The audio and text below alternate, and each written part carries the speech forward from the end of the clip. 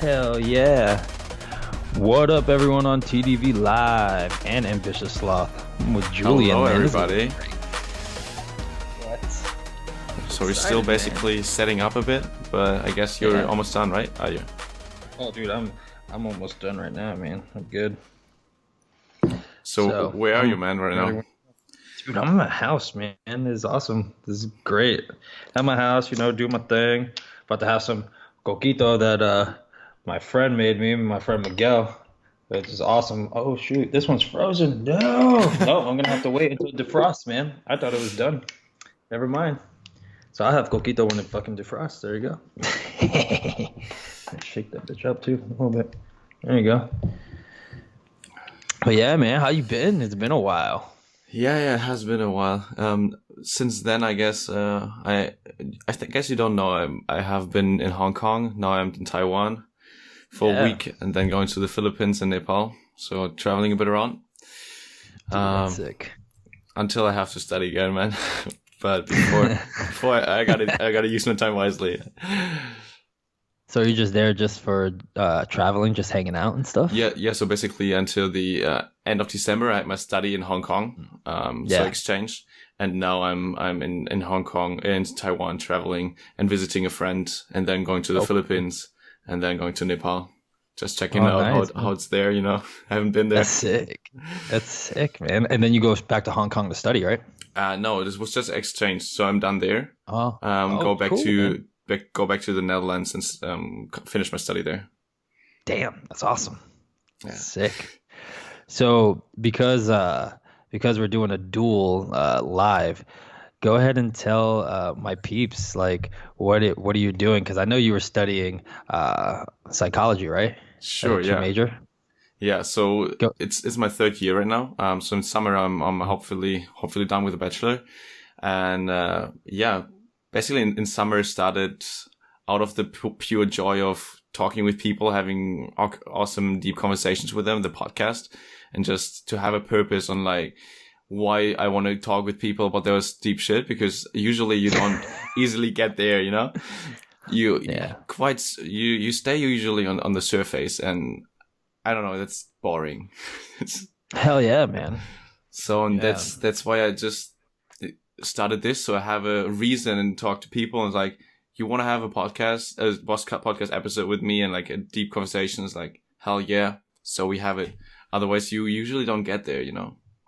Yeah, man. And what's hilarious is that our first talk was technically episode 2, you know what I mean? And for me, and even though we lost that one, and this is technically episode 2 because I, did it with my buddy Corey, like I told you. But since I haven't been able to edit that footage or anything, this is technically episode 1. So everyone like is seeing the second one, man, which is dope. Yeah, for me it's already, I think, a 14th recording. So it's getting a bit more used to it. So that's really awesome. Last time I also had actually one with my philosophy teacher at the Hong Kong University, and he used all the equipment from the university with like 2 cameras and the mics, and so I'm super curious how this will end up. Yeah, this is gonna be awesome. Yeah, then what's really awesome about this one, man, especially for me, is because I told you, most of my equipment was based off of my my roommates, and it works really well. The only challenge that I have is that, because I'm a Mac user, I have to learn how to use Windows and do all that jazz with Fruity Loops. Why do you have to use the Windows? Well, because that's how his is programmed. Everything is programmed. Like he has all the programs, everything else for podcasting. So fair enough. Which is really fantastic, And for me, if I have people here, it's easier. I have my DSLR, we can record on phones kind of like this, et cetera, et cetera. But overseas, though, like me and you, I have a couple of buddies that are overseas now that live overseas. And what's amazing is that one of my good friends, Mike Yates, he actually played for Liverpool back in the day. And he's the head coach of their youth team now. So he's the head coach of the youth team.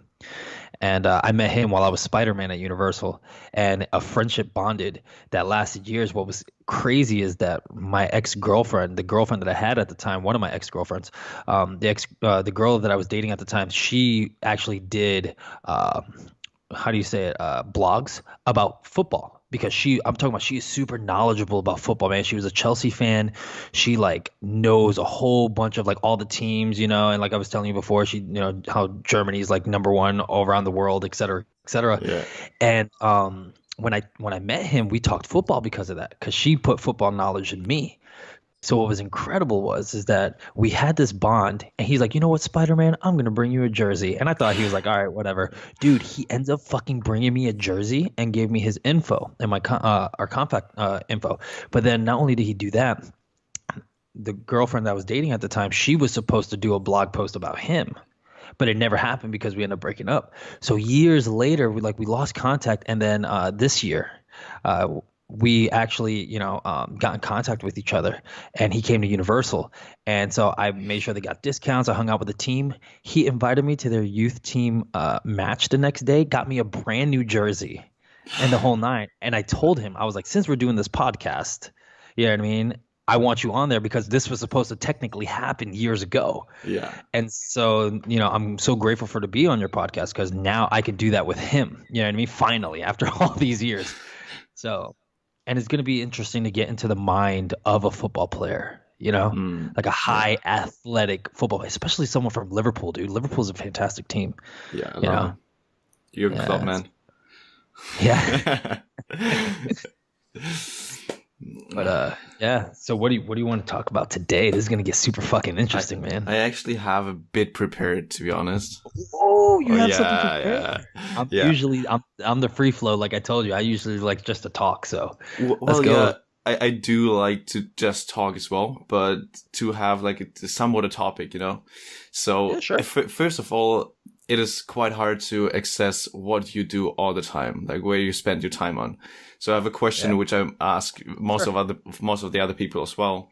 Basically, if a 94-year-old grandma would ask you what you are doing to pay her pension, what would you answer?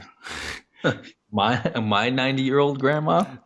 Basically, any random person who's just old, how would you explain what you're doing, just to make it easy? Yeah, just to make it easy. Well, just to let your viewers know and stuff like that, I'm a multi-passionate content creator right now. So the reason why I use content creator is because entrepreneur.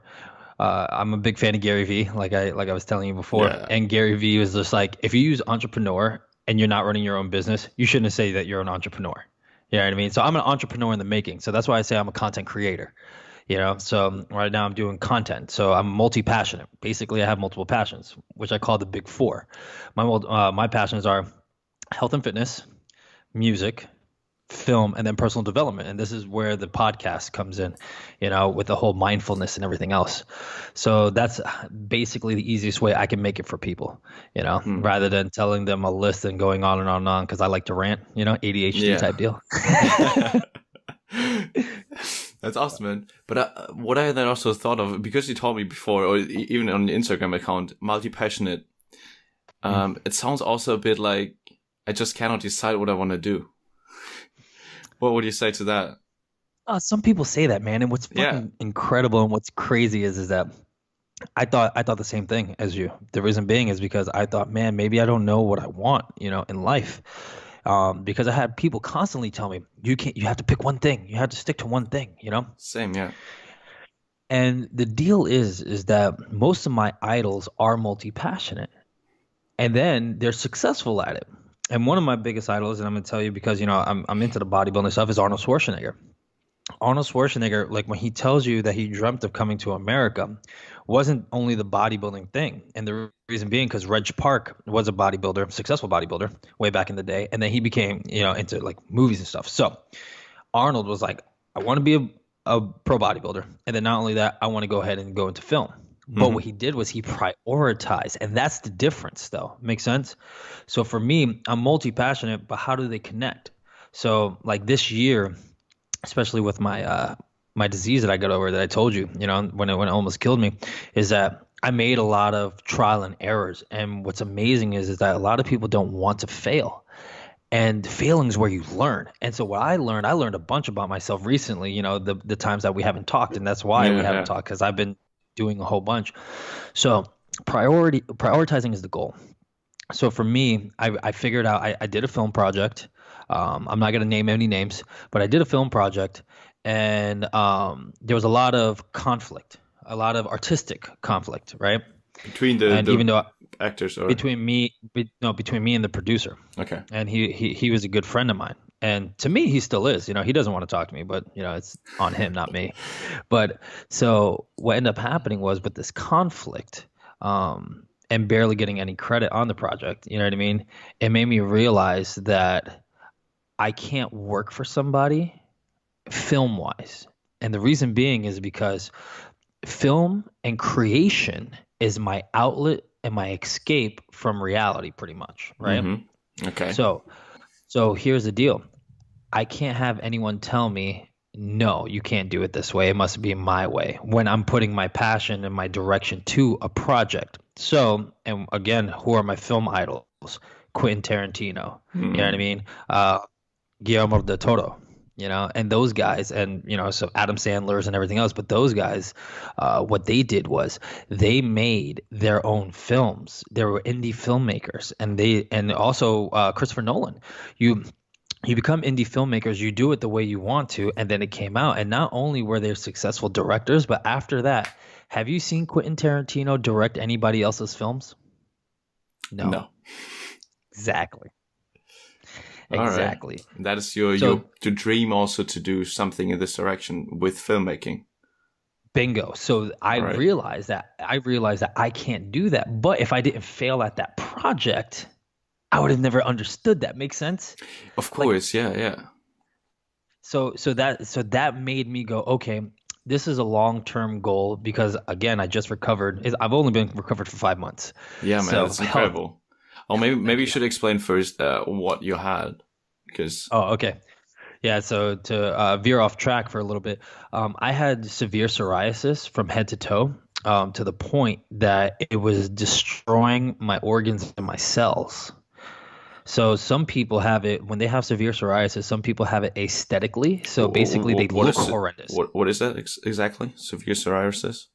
Oh, so psoriasis is an autoimmune disease that basically medical doctors and holistic doctors, they have opposing views, but medical doctors say that it's a genetic predisposition, basically it's a genetic disorder. It's autoimmune, and is when your immune system attacks itself, basically. It really goes, if you really want to get into the super details, there's it has to do with your T cells and certain proteins that started going out of whack, and basically you start reproducing skin cells excessively. So if you were thinking about a healing factor, almost like Wolverine or Deadpool, that's pretty much what it is, but it's not as fun as it seems. The human body, you reproduce skin cells, if I'm not mistaken, from 20 something days to about 30 days, you reproduce new skin cells. And basically at the rate I was going, it was 5 to 7 days. Oh, wow. So basically open sores, you know what I mean? Look horrendous. Like, it looked real life Deadpool, man. Like really, really like life Deadpool. It's nasty looking, dude. So I had it from head to toe. And when you have severity like that, there could be different problems. So one problem is that some people get it aesthetically, and it doesn't do anything. It just hurts aesthetically, you know what I mean? And your skin shit. It looks like shit, and it hurts, and it itches. Don't get me wrong, it does hurt and itch, but that's where it stops. Make sense? So, and don't get me wrong, it's severely painful, dude. But here's the deal: to go even further, if you have it to the severity that I did, you can actually get your cells and your organs fucked up. It attacks your organs and stuff. So there's a couple of people that I've seen on Instagram that reached out that have severe psoriasis, but they're aesthetic. So basically, they looked worse than me, but they're actually still healthy cell-wise, you know what I mean? And, organ-wise, they're not failing. Mine, I was failing. My liver was failing to the point that they were afraid to give me medication because I was going to die, pretty much. Oh, shit. Yeah. And then my red blood cell count, my hemoglobin count, my white blood cell count, all of them, it would fluctuate. It would go way down, and then this one would go this way, this one would go this way. It was just the numbers were way off, and they couldn't understand why.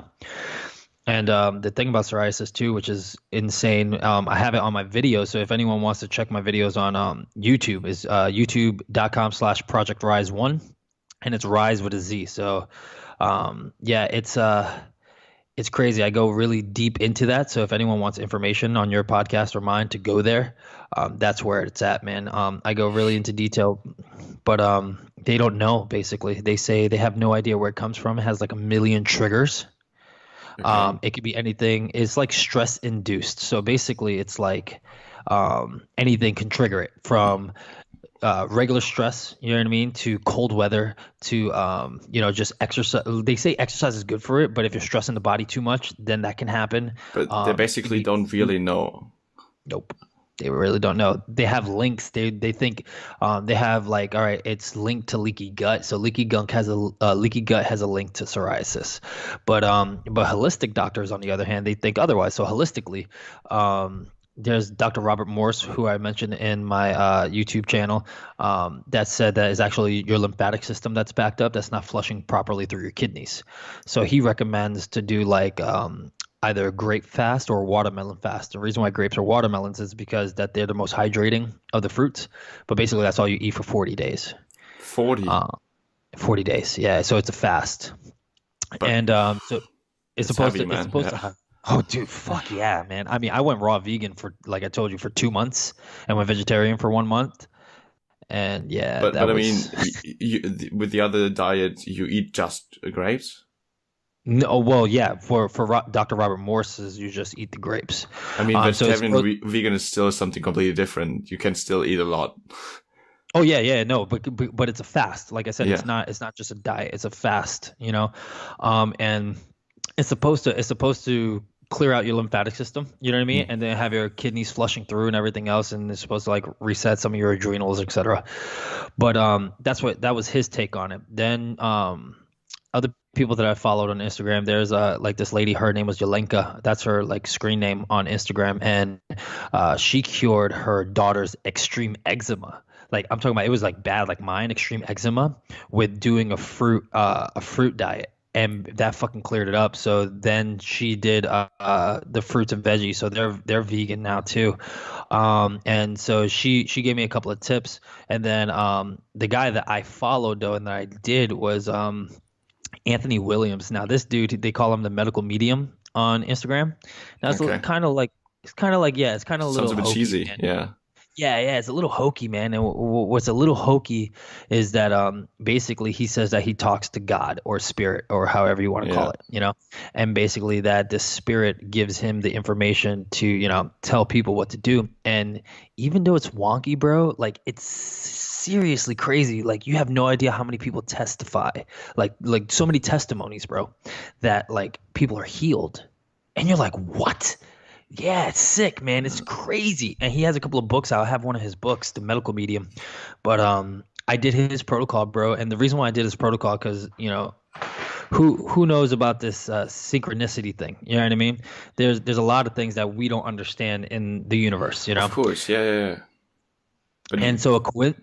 but Oh, it sorry. feels Go like ahead. you gotta have like some sort of proof, you know? If you Yeah, yeah, yeah. just if you can just say everything you want, and if it somewhat works, there's so many factors still which influence it, and just by saying that you think it is the way and the other person also believes it, or the placebo thing can also be used or whatever, like there's not I really totally proof agree. for it. That's why it's so hard, and also sounds for me a bit like, really, dude? Yeah, I 1,000% agree with you, bro. You have no idea. Like I really do agree with you. And but the reason why I followed his, because like again, what are the odds, the probability of this happening? So I'm listening to his podcast, and so he's saying that this spirit or whatever is telling him that it comes from your liver, right? That your liver has toxins in it, and apparently it's from like a pathogen from way, way, way back, when copper was being used. And remember, copper was toxic. It was way before they figured out copper was toxic. So apparently this pathogen from way back eats off of copper. So then it's in your liver. So he was saying that the pathogen eats off all the liver, and it's passed through genetically, kind of like Dr. Robert Morris was saying. If your lymphatic system is backed up, obviously our, for male, our semen is genetic code of us. So basically you're passing down the genetic code, and that's why you pass it down to your children. So if you don't want to pass it through, that's why the holistic doctors say clear yourself out, and then go ahead and, have your offspring. But anyway, so he was saying that it is passed down through that, that it can be, cured and can be, taken away. And he was saying all about this liver stuff, man. And I'm not lying to you. I listened to this and I'm thinking just like you, whatever, man. Dude, I go in my mail and I open my letter and it's from the fucking doctors, bro. And it's saying how my liver's failing and my liver's all out of whack. And I was like, what? Dude, again, what are the odds that day while listening to this shit thinking, yeah, whatever. I open up this letter and that's what it says in there. Oh, wow. So I was like, you know what, man? Sometimes coincidences don't mean anything, but I was like, you know what? Fuck it. I'll go ahead and, I'll jump on the bandwagon.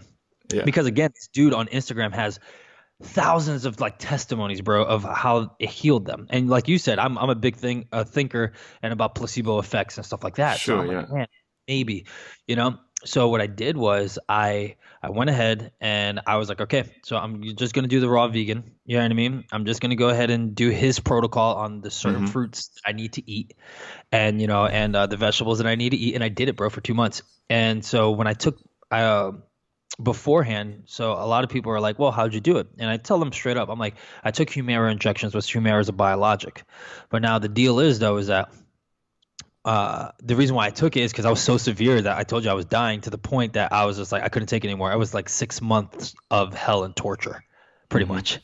Like no sleeping, itching all the time, bleeding all the time, barely move. Yeah, dude, it's fucking awful. If people, I think people don't want to see it, but if they want to see it on also have some pictures on your Instagram, right?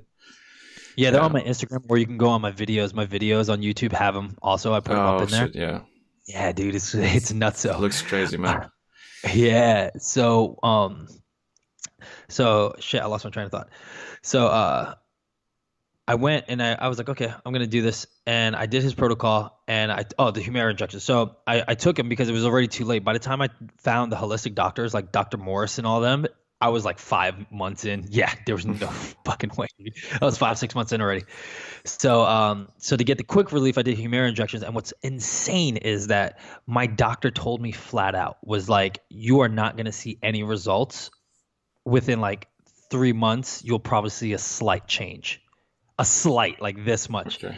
And I was like, oh shit. So what happened was, and I truly honestly believe this, is that when I took the Humira injections, and then I went to do that dude's protocol on top of it, it boosted my healing, bro. Within the first few weeks, like 2 weeks, I saw an immediate change. Within the first month, it was almost like super change. The second month, even more. And then the third month, that's when I was like, all right, fuck this shit. I want to go ahead and be vegetarian. And I went vegetarian. And then by the third, fourth month, I started eating meat again, slowly introducing meat into my body. And now I'm 5 months, and now I don't even look. I don't even have scars. Just put it to you this way. Talk about the mind and the subconscious, man. And we're obviously, you always get into it every time we talk. Look, I barely have any scars anymore. It's insane. It's like if I've never had certain areas, you'll see my scars, like my legs, where it doesn't get a lot of sunlight, like my legs and my back. But everywhere else, you can't even see. Like on my face, you can't even tell. No, there's nothing. That had on my face. Yeah. Man. Yeah. That's incredible. Yeah, thanks, man. So, that is what made me grateful to do this podcast and to focus on the mindfulness. Like I told you before in our other talk, is that, But may I have a question during that. What made you sustain or like push everything through this whole time? Because it sounds super, super bad, and also on the edge to dying. Like, what made you push through this? Oh man, I think I thank my instructors first, and everyone that's been in my life that's been a positive influence. Like I told you, my home life wasn't great, when I lived with my family. And the reason being is because, a lot of victimhood mentality, a lot of the world is happening to them, and there's nothing they can do about it, which I think is absolute bullshit. Me and you think the same thing, is that we are our creators. You know what I mean? We can change shit. So I was in martial arts since I was a kid, but at 13 years old, my mom put me in this school this martial arts school where I met my instructor and his brother, who's my master. And there it's Ryan Robertson and Rodney Robertson. And the Robertsons, man, they instilled wisdom into me that would stay forever. And what's crazy is though is that, like you said, the environment, how the environment influences you, is that they planted the seed, but the seed wasn't getting watered because I went back to my negative environment. Make sense? Yeah. So I had all this philosophy, all this wisdom in me, and it would grow a little bit, but it wasn't really getting watered because of all the negativity. But because of being around them all those years, and then meeting my first spiritual teacher, like I told you, Grace, and then my second spiritual teacher, who's my best friend now, Paul, Paul, man, he's been by my side even through this, even through the psoriasis. He's been by my side, always spitting wisdom into my head. And me reading books because of them, and just always doing that. That's what actually saved me, man, because I thought about killing myself so many times. It was not even funny. When you have the lack of sleep, Can't imagine, you know what I man. mean? That's why I asked. Dude. Yeah, when you have the lack of sleep, when you're in pain all the time, and I've been a warrior, man, like my whole life. But that on the mental game is totally different. It breaks you down. Like when you lose everything, because I lost. I told you I lost everything. I was supposed to be a pro bodybuilder. I qualified for pro. I went to Georgia to pursue my film career. I had amazing roommates. They were, cheap rent, so everything was supposed to flow. And this happened, and I lost everything to the point that negative finances, et cetera, et cetera. And I'm just finally getting out of the hole, and it's crazy, man. Like I was like, I'm done. Who am I? I don't have these things. What am I? What is the meaning of life, pretty much? And so all I did was I try to enjoy myself as much as possible. Like even though I have family and friends, it didn't help. I was always angry and I was always hurting. But what saved me was like, because I'm a big anime geek, so I watched a lot of anime. But not only that, I listened to a lot. And when I mean a lot, I listened to a lot of podcasts. I listened to a lot of Tony Robbins, Gary V's, Wayne Dyer's. I meditated. I tried everything to keep my sanity, dude. Because without that, fuck, like, you're just like, all right, nothing matters. This is it, And then I'm too much of a pussy to do it anyway, but it's like lucky you then, I guess. Yeah, but no, it's crazy, man. Like I thought about it, like to drug yourself to sleep all the time and stuff like that, dude.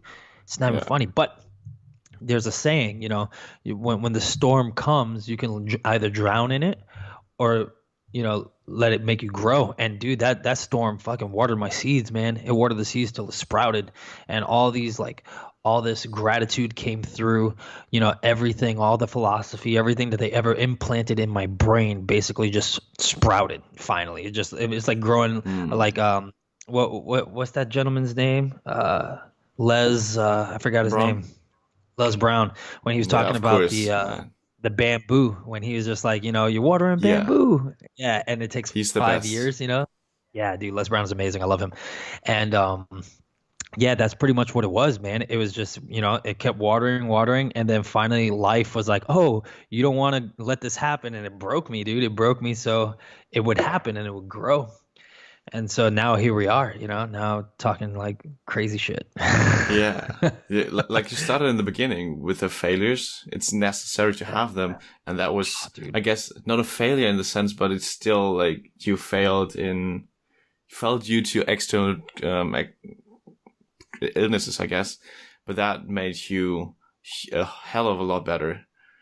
Yeah, dude, I was an ungrateful piece of shit. I'm not gonna lie to you, bro. Like, what's crazy is that someone, my friend Jenna, dude, I said it on one of my videos. My friend Jenna said the other day, she was like, it's been a year since like right before you moved, and that's when I first started getting sick. And I was like, fuck, because it felt like it was a different me. It felt like years ago, if that makes sense. Like a totally different entity. Yeah, dude. It doesn't even like I felt like I was this guy the whole time, but I wasn't, It's really crazy and really weird. And like that guy was not like that old me was not appreciative or gratitude at all, dude. And I mean, I had it good. Like I said, when I was Spider-Man and stuff like that, I never really appreciated it until now. And then, I don't work there anymore. So like for me, I was like, man, I had it good. And then there's a lot of things that I'm like, damn it, man, I had it really, really good, you know? And you never get that. And you never get like all the blessings you had in your life. Like, I had fantastic, ex-girlfriends that were amazing to me, and I was just a total dickhead. And then to my family and to everybody else, there's a lot that goes on that you really don't, you take for granted. You really do. You really take for granted. And like the reason why I tell people, like, I know it's cliche to say, but the reason why gratitude is so, so important is because when you can't eat, when you can't sleep, when you can't do these things without your body reacting and live a normal life, dude, when I didn't itch for like 2 minutes, I was like, oh my God, thank you. Like, when I can eat and my body didn't react, you're like, oh my God, thank you. When I can walk, I was like, yes, I can fucking walk, And that's the craziest shit. Like, you don't, like, I tell you, I describe what I see when I go outside and I look at trees. They're not just one shade of green. You see all the different colors now. And why? Because you're so grateful and you're so like aware that you're like, you man, can this see is, it. yeah, you're like, oh, dude, it's so beautiful to see, and I'm grateful. People look at you like you're fucking crazy, dude. People are like, what drugs are you on? No, seriously, bro. Same, People are man. like, what the fuck are you on, bro? And I'm like, nothing right now. Like, Or even like when you see a beautiful sunset or sunrise, and say like, let's wait a second and watch it. Also, often people like, oh well, I've seen it before, Yeah. It's like, But just enjoy, man. It's like awesome. yeah, because the moment passes, dude. Each moment's Yeah. different. You see things in perspectives, and each moment is different perspectives, man. So, this sunset may be in a totally different light that you've ever seen it before, and it could be the most beautiful thing. But then you're an asshole, and you're like, whatever, dude. And you're like, what? Like, I love staring at the full moon, and every time I stare at the moon, I get something different. I'm like, God, the moon looks so beautiful, and it's like, yeah, maybe it's never changed, but my fucking view of it did, Of course, yeah, man. I mean, also, seriously, our vision changes all the time, and how we perceive it. So that's actually true that we see most of the time something different when we look at the same thing. Yeah, it's mind-boggling, man. Yeah, you need to understand that it's really every single situation is different. There's no such a thing as two situations again. Like, there's nothing the same again, because you change or the environment changes, but it's the factor of time plays such an important role that we cannot see this situation twice. It's not possible. Yep, absolutely right, man. No one looks at the same tree the same way. Isn't that crazy? Yeah, it could be the same exact tree. Yeah, especially for example, for me, it's super easy. I have the red and green blindness, so I probably see everything differently than you see everything. Wow. I don't know how though, but it is probably different. I don't know how it normally looks, but it is probably different. Yeah, that's crazy. So, do you know a guy called Dr. Joe Dispenza? Oh man, quantum physicist. Man, don't even start with that. This is awesome, dude, it's fucking phenomenal. Now the crazy Did you watch the movie? What to Believe Do We Know? What to Believe Do We Know? Yeah. I have the rabbit hole edition, the extended edition, that goes like way deep into the science. It's fucking crazy. It's like 3 hours, right? About almost. Fuck. Yeah, 3 hours, but not only 3 hours, bro. If you go into like the features, it has even more shit, and you're like, what the fuck? It's like 3 discs, bro. I have it. It's crazy. Oh wow! On YouTube, it's even the extended 3 hour edition, so everybody can watch it easily. So we should definitely put this in the link later on. Definitely. I watched it here, and I was so amazed for like 3 weeks, and had to rewatch it. And man, that is just, it changes your perspective fundamentally. Absolutely. It's like seeing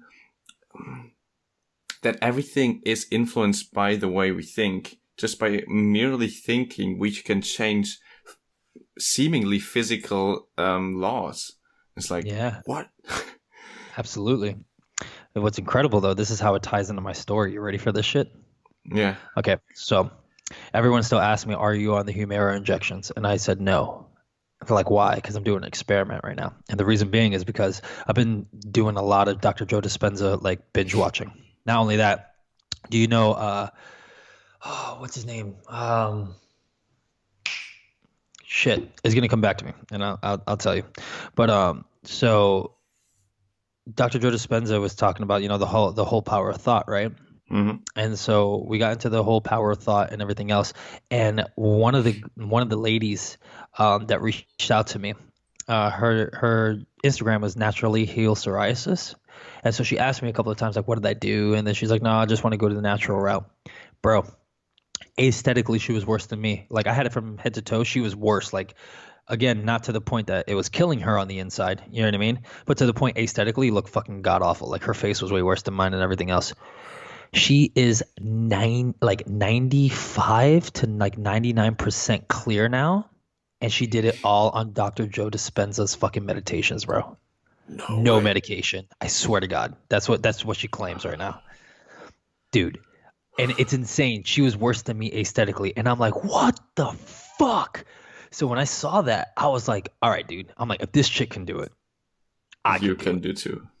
So what I did was I stopped my injections, and I was like, okay, I'm just going to keep meditating. And I have one of Dr. Joe Dispenza's book, Breaking the Habit of Being Yourself. I have that one. I'm reading it right now as well. Oh, dude, it's incredible. I read it twice. I think I'm going to read it a third time. But the guided meditations apparently that she went through apparently like really hold on, whoops. There we go. I went off for a second. The guided meditations really, really worked. And so I was like, all right, I got to do those in that way. But yeah, she did that and she cleared, dude. And I was like, all right, I can do it. But so far, so good, man. I've been off the injections for a while and no reactions whatsoever. No signs, no symptoms.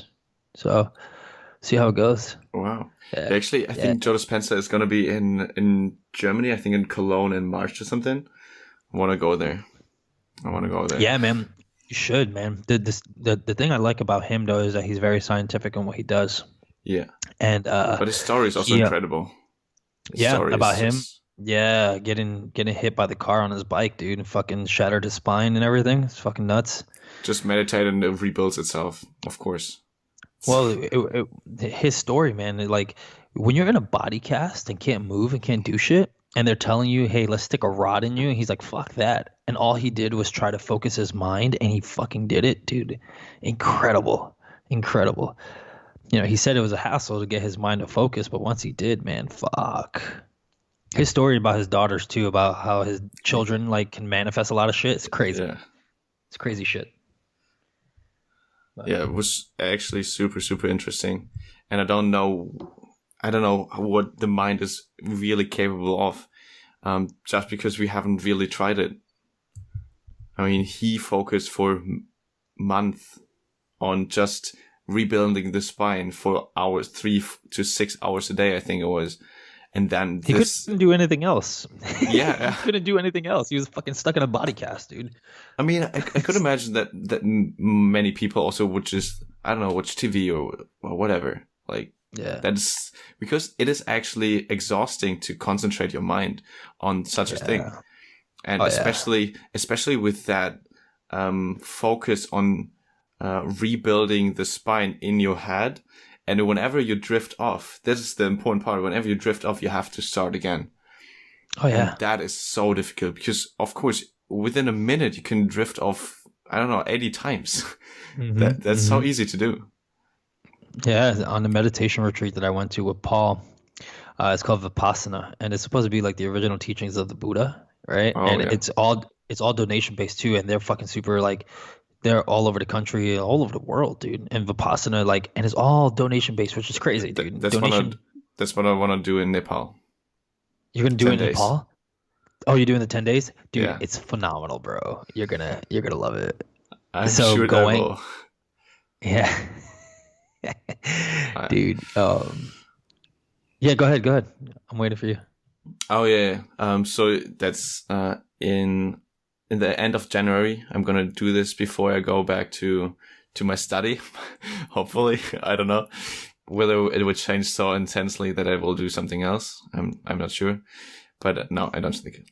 No, but this is actually right now the thing I look most forward to. I still go to the Philippines, gonna be amazing. Taiwan is amazing. But this 10-day meditation retreat, I'm super looking forward to. This is just amazing. Yeah. Dude, I think technically it's like 11 or 12 days altogether. Yeah, because it starts in the evening of one day and ends on the 12th day or something. Yeah. Yeah. So what's crazy is that all right. So when you do this, it's gonna be awesome. Okay. So you're gonna have your teachers there.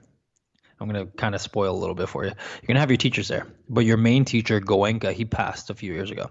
Yeah. So everything that he teaches at the end of the day is on video. And then you'll hear they'll play the meditation before you get into the meditation, and it's Goenka and it's his voice. And yeah, it's pretty amazing. Like, you can't read, you can't write, you can't do shit, dude. So you're gonna go insane for a little bit. You are. And I remember coming back from the 10-day meditation from Vipassana, and I was super zen, bro, for a good little bit.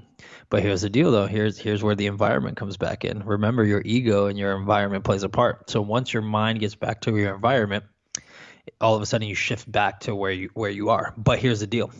You're going to have better awareness. But if you practice, the reason why Goenka, he's going to tell you to practice when you leave, to practice 1 hour in the morning and 1 hour at night every day. And the reason being is because, you're saying for 1 hour, dude? No, dude, you're meditating all day at Vipassana. I know. So your schedule, do you want to know the schedule? Because I know the schedule by heart. I went twice. I saw it already, yeah. So you wake up at 4 in the morning every day, bro. And then your first meditation is at 5, like 4:30, 5 o'clock. Yeah. All the way to like 6:30. So your first meditation is 2 hours right after you wake up. And then you have breakfast. Then you walk around a little bit. And then you come back. And your meditations are no less than an hour, by the way, every day. You're going to have some hour and a half, some 2 hours, dude. It's nuts. But so he tells you to practice that. And the reason being is because your environment plays a part. Now, what's amazing about all of that, and the reason why I'm laughing now, because me and Paul, we joke about it all the time, is that every video recording, or every radio recording that you hear, he's going to be like, start again. And dude, it's the funniest thing, because me and Paul, someone made a meme of Goenka that says start again. So anytime I was rattled, and like I said, Paul's my spiritual teacher. So anytime I'm rattled and I'm like telling him I need wisdom, he would send me the Goenka, start again. Dude, it's insane. But dude, it's an incredible experience. It's gonna really, really do some wonders for you. I did it twice. I did the 10-day and I did the 3-day. Because the 3-day is the advanced, but the 3-day is worse than the 10 days. I'm telling you right now. Because think of 10 days of material, scrunching it into 3 days. Okay, fair enough. Yeah, fair enough, right? Yeah. So on the 3-day, you're like, Pwah! But basically the whole thing about Vipassana is, when you do Anapana, which is the first meditation, it's just breath meditation. So like you said, when your mind veers off, Goenka always says to bring it back to the breath. And sure. But it's kind of like a child. You don't want to get mad at yourself or anything. Is that a child veers off, you bring it back. Child veers off, you bring it back. And that's all you do. You know what I mean? And eventually you're going to get good at it. But the voices in your head, bro, are going to get loud. You're going to hear your thoughts loudly. And that's why I don't think consciousness comes from the brain. I think your brain is an antenna. You're receiving consciousness. Make sense? It's almost like waves. You know how when you have an antenna and you get the waves in? I honestly think that's what it is. I don't think the consciousness is from you. Do you then differentiate between you and your consciousness? Well, the reason being is because, think about it, man. Sometimes on your subconscious programming, when your subconscious programming is running the show, and because you study just as much as I do, when it's running the show, are you consciously running the show? Fuck no. No, you're not. You say you want to do one thing, and all of a sudden your mind makes a million excuses of why not to do it, to stay comfortable and do other shit. Or sometimes you wake up in a trance. Like, have you ever drove before and you don't know how the fuck you got to where you were? Yeah. That's an auto program, bro. But yeah, okay. But then what you call you or yourself, is that then the true you? Yes. No, man. Consciousness is the true you. But you like just I said, said it's an antenna, you receive it. Yeah, no, your brain, physical brain. Mm-hmm. Your brain is you receiving consciousness. Consciousness is the true you. It's not in the body. Okay. Make sense? Yeah, Well, you're how people would say it is you're a spiritual being having a human experience. Have you ever heard that before? yeah. Yeah. Yeah. Our human experience is not who we truly are. And so just that I understand it correctly, my spiritual me is somewhere else, but has sends the consciousness to the human body, which is basically then the brain is the receiver, and it then acts with this. But pretty much, it's almost like the Sims, dude.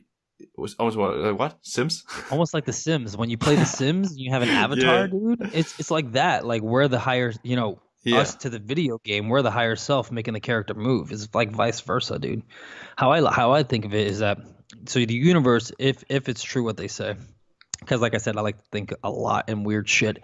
If the universe really is all there is, right, and everything it's 99%, 0.9999% space, right? Yeah.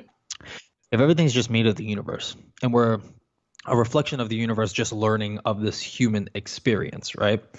How I like to put it in general terms for people that kind of understand, or they won't because I'm a geek. Have you ever played Final Fantasy? Yeah. Have you played Final Fantasy 7? No, I don't It's like the best Final Fantasy game in the entire world. Total bias opinion. So in Final Fantasy 7, they explain what's called the life stream. And the life stream is into all beings and all things. It's the life stream. That's how I look at it. So the life stream goes into everything. So it branches off into everything, into anything and everything that comes up of like living life. And that's how I think of it. Like consciousness is like the universe, but it just spreads into everything. So the human brain or whatever brain, of animals and stuff like that is receiving rather than, you know what I mean? Mm-hmm. Rather than being the actual consciousness itself, and that's the higher plane. So now, our main consciousness, like our because you study Carl Jung, right? Yeah. Jung, yeah. The collective unconscious. The collective consciousness is collective consciousness, and it's collective unconsciousness, and then your unconscious and your consciousness. So that higher-ness is is there in that consciousness, man. We have our subconscious, which is the unconscious that runs the programs. But dude, it's like I said, it's just deep rabbit hole shit. That's the thing. At least for me, I'm like trying to be like logical thinking, trying to have the evidence for it. What I also learned is like in university, but there is almost no proof. How do you want to prove this thing that it's verifiable and falsifiable and this is almost impossible to really find out. And so that's generally why I think the belief is so important. Because with the belief in that, you can get enormous power. But also with the belief in something else, you can get enormous power. And both is not saying that one is right or the other is wrong. So on one hand, it sounds like a really good theory in a sense. But it does not mean that another weird thought can give you less energy than this gives you. You know what I mean? No, absolutely. Yeah, absolutely. I think you're right. I think in the metaphysical sense, when people like start talking about shit like that, they have the whole, it's all vibrational energy and you need to like raise your vibrations for a different, perspective. And, I believe that into a sense. I know a couple of my friends that are huge fans of that, like Abraham Hicks and stuff like that. I don't know how much I believe in that shit. You know what I mean? Kind of like no, I'm serious because there's some things that, I'm like, all right, cool. And there's some things I'm like, no. Like you can't sit on your ass and wish. You know what I mean? There's action, and then there's no action. And like the Tao Te Ching, which I discovered, like I had a revelation, was in one of the verses they say that there's action with no action and there's no action with action. Mm-hmm. And what I got out of that is that yes, you can have action with no action by meditation. With meditation, you're having complete action. You're not really doing anything. You're fucking focusing, but there's complete action in that because you can unravel the thoughts in your mind, et cetera, et cetera. But then there's no action with action because sometimes you go ahead and you're trying to push through something and it doesn't budge. Yeah. It doesn't. So you're not going anywhere. I mean, just the action of doing every day the same thing without being aware of it, Absolutely. is the ultimate no action with action. Yeah. There we go. It came back to me. So now that we're talking All right. Dr. Bruce Lipton, do you know him? Oh, recently I encountered him actually. Yeah. Dude, phenomenal. So He's he was a bit talking crazy about though. yeah, he's a bit crazy, but he is more scientific than most people that talk about consciousness and Fair stuff like enough, that, which is nuts. Like even Dr. Joe Dispenza, like Dr. Joe Dispenza, even though he's scientific and has the the percentages and stuff like that, like how he wants to go above 50% of like people getting healed at his seminars and stuff like that. Dr. Bruce Lipton actually has like super evidence and everything's fucking listed. And I was watching one of his seminars and he's talking about how thoughts do create openings for disease, and it's crazy, dude. He was talking about how certain negative thoughts, because your body's made up full of proteins and the proteins actually move and they open and they don't open and stuff like that, but how certain thoughts can open a protein to actually get disease. Fucking nuts, dude, you need to watch it. I will send you a link, I promise you. It's insane. I watched 2 hours, bro. 2 hours, and I'm just like, whoa. And it's crazy, but all these correlations, man, all these correlations are really crazy, because like you think about Eastern philosophy, how they always talked about this shit, and then not even that, like I told you before, I'm spiritual, I'm not really religious, but like even in like the Bible and stuff like that, they always say like watch your thoughts, you know what I mean? Like the kingdom of heaven is within, but watch your thoughts, and all this jazz. And then you're like, what the fuck are they talking about? But then you really see that, oh shit, I blacked out. Boom, there we go. Then you really see that within like all the different like texts and all the religious texts and philosophies and stuff. And you're like, holy shit, there's something, man. I really do think there's some knowledge that we're missing. Like, I know Neil deGrasse Tyson, when, he was on Joe Rogan, which I'm a big fan of Joe Rogan. When he was saying how, it's almost blasphemy to saying that ancient humans, you know what I mean, had technologies that we don't have today. But then like when you really look at ancient humans, like all the philosophy, everything they talk about, you know what I mean, is crazy. Or how they move those big ass boulders to create their civilizations. I'm talking about, they're fucking humongous, bro. Like there was one I was watching on Joe Rogan the other day that the stones were so giant to create like the structure of the civilization that they dwarfed humans. Like humans to the stones look like this big. How the fuck did they do that? If humans look this big compared to one stone, only one stone, and they're so perfectly put together and everything, you kind of think like, what the fuck, dude? Like there's something that we're missing, So I think I know I'm just there were there were just there's so much time to think. What usually today it's not really valued to be a thinker, to be a philosopher.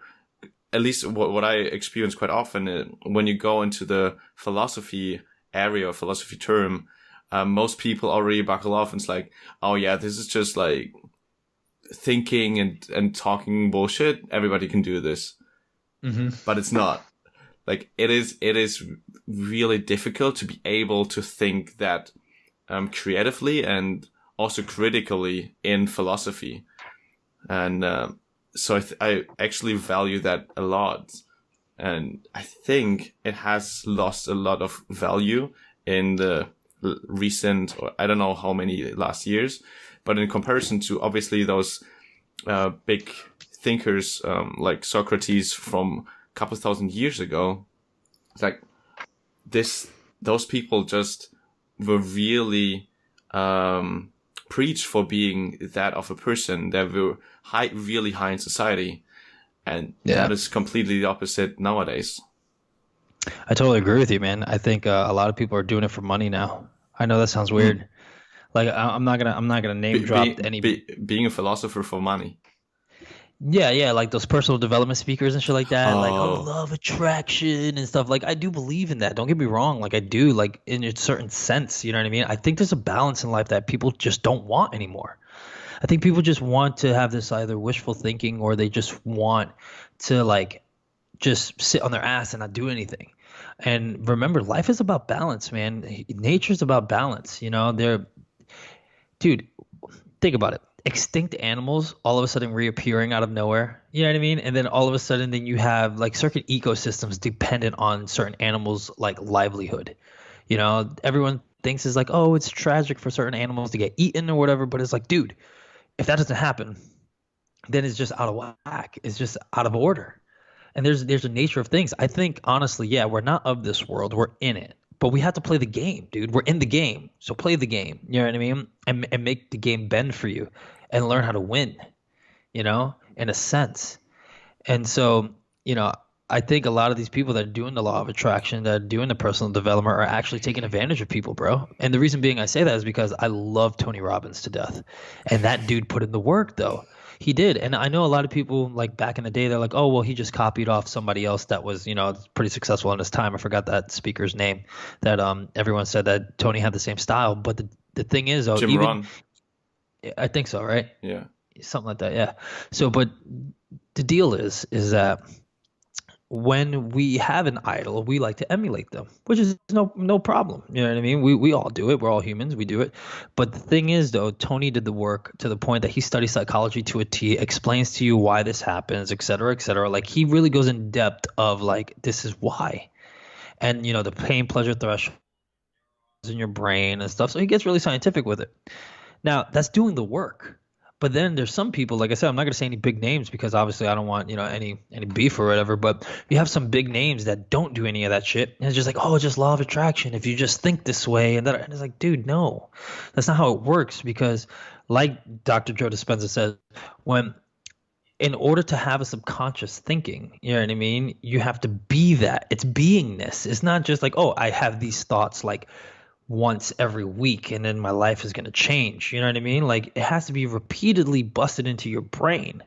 Like, you know, in studies that when you continuously do something like a habit, that's why it builds the neural pathway in your brain.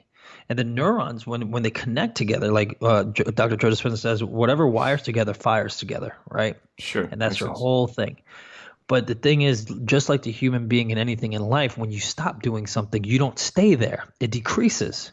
So when you stop doing a habit, it breaks. You know what I mean? And that's why they say, oh, it's almost like riding a bike. Because when you ride a bike a lot, when you forget, if you do it a couple of times, you rebuild that neural pathway. And there we go. Now you're riding the bike again. But same thing. Like I said, I've been in martial arts for over 20 years, dude. And now that I'm back, and I've been out for a year. Now that I'm back, dude, there's some things that are hard for me. And I'm like, what the fuck, dude? My 20 plus years in martial arts, 1 year out, I decreased so much. You see what I'm saying? It's not the same. So for people really need to understand what builds a subconscious habit. That's why I love Dr. Bruce Lipton too. You know, I was talking about hypnosis while you sleep, while your brain is in theta and gamma, you know, to rebuild a habit, and then also doing stuff repeatedly to make sure that it builds that habit, you know. And that's why it was Aristotle, you know. Aristotle was just like, you know, that means excellence is not an act but a habit. Oh, yeah. Yeah, we are what we repeatedly do. I think that's what it was, if I'm not mistaken. We are what we repeatedly do. So therefore, excellence is not an act, but a habit. I totally agree. Yeah. I mean, I do think also that there's still something different. There's differences in talent and also put in the work. So these are, I still agree that there's also talent in there, which is just genetically given. And some are not, but you always need this habit to it. You always, wait 1 second. My video ended. Did yours? Yes. Yeah. All right. So then go live again. Yeah. Hold on. Let me do that real quick. Let's see if I can share it. Cool. It says we can share it. So I'm sharing it now. Wait, can I too? Hopefully you can. Can you or no? I don't see anything like that. Okay, if you don't, then what I'm going to do is I'm going to send it to you. When it's up, I'll save it and I'll send it to you like you're sending me this one. Yeah. That'd be fine. Yeah. All right, so I'm going to just go live again. There we go. Let's go live again. Let's go here again. Send to here again. Booyah. All right, cool. So once that's up, I can save those videos hopefully, and then we can share it. Yeah. So, cool. Awesome possum. I send a request. Yeah. Yep. Send the request now. Yep. Perfect. I didn't know there was a time limit on this thing. Oh, is there? Yeah, that's why it stopped. Oh. Yeah, weird. All right, there we go. Back at it again. Booyah. Okay, cool. Awesome. Yeah.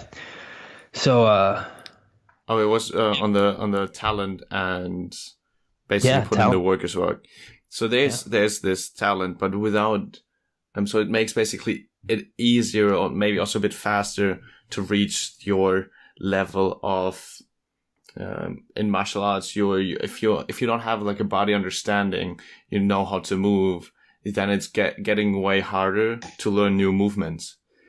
But you can also just outwork the other person and like just doing 20 hours a week more than another person, and you'll reach that level maybe as fast in time as the other person as well. But there's definitely like a given thing towards some people more than others. I absolutely agree with you. Now here's the deal though. There's a saying that a lot of us martial arts like to say, and some of us have it on shirts and stuff like that. And it says that hard work will beat talent any day. Yes. And the reason being, if the talent doesn't do hard work, it will beat the talent for sure. Absolutely. Because just because you're gifted and talented doesn't mean you do shit with it. No, yeah. Totally agree. You know. And so that's unfortunate, man, because we have people out there, dude, that are really talented in certain things and they don't do anything with it. You know what I mean? And sometimes it's not their fault. Sometimes it's a total unawareness. Sometimes it's their environment, you know, telling them they can't do it, or telling like people like me and you that have multiple passions that, hey, you can't do it at all. Rather than when you hear someone that is multi-passionate, they'll just tell you to prioritize. Yeah. You know what I'm saying? Like to get back into, here we come back full circle to the very beginning of what we were saying, is that when you prioritize, you know, it's like, what can I do now? What can I do later? And then what can I do even further in the future? So when I was telling you about the film stuff, I knew that has to be future stuff. Why? Because film costs a lot. You know what I mean? And obviously a goal as an indie filmmaker is to do the best films that you can without spending a lot of money. But you still need equipment and stuff, you know, stuff like that. So you need a basic level of expenses, I guess. Absolutely. So for me, I was just like, I'm just rebuilding my finances right now, like I told you, because, you know, I just recovered. So I'm like, all right, can I do that right now? No. And that's real, but that's real. You know what I mean? And some people don't want to be realistic, but that's the realistic side. That's that balance side I was telling you about.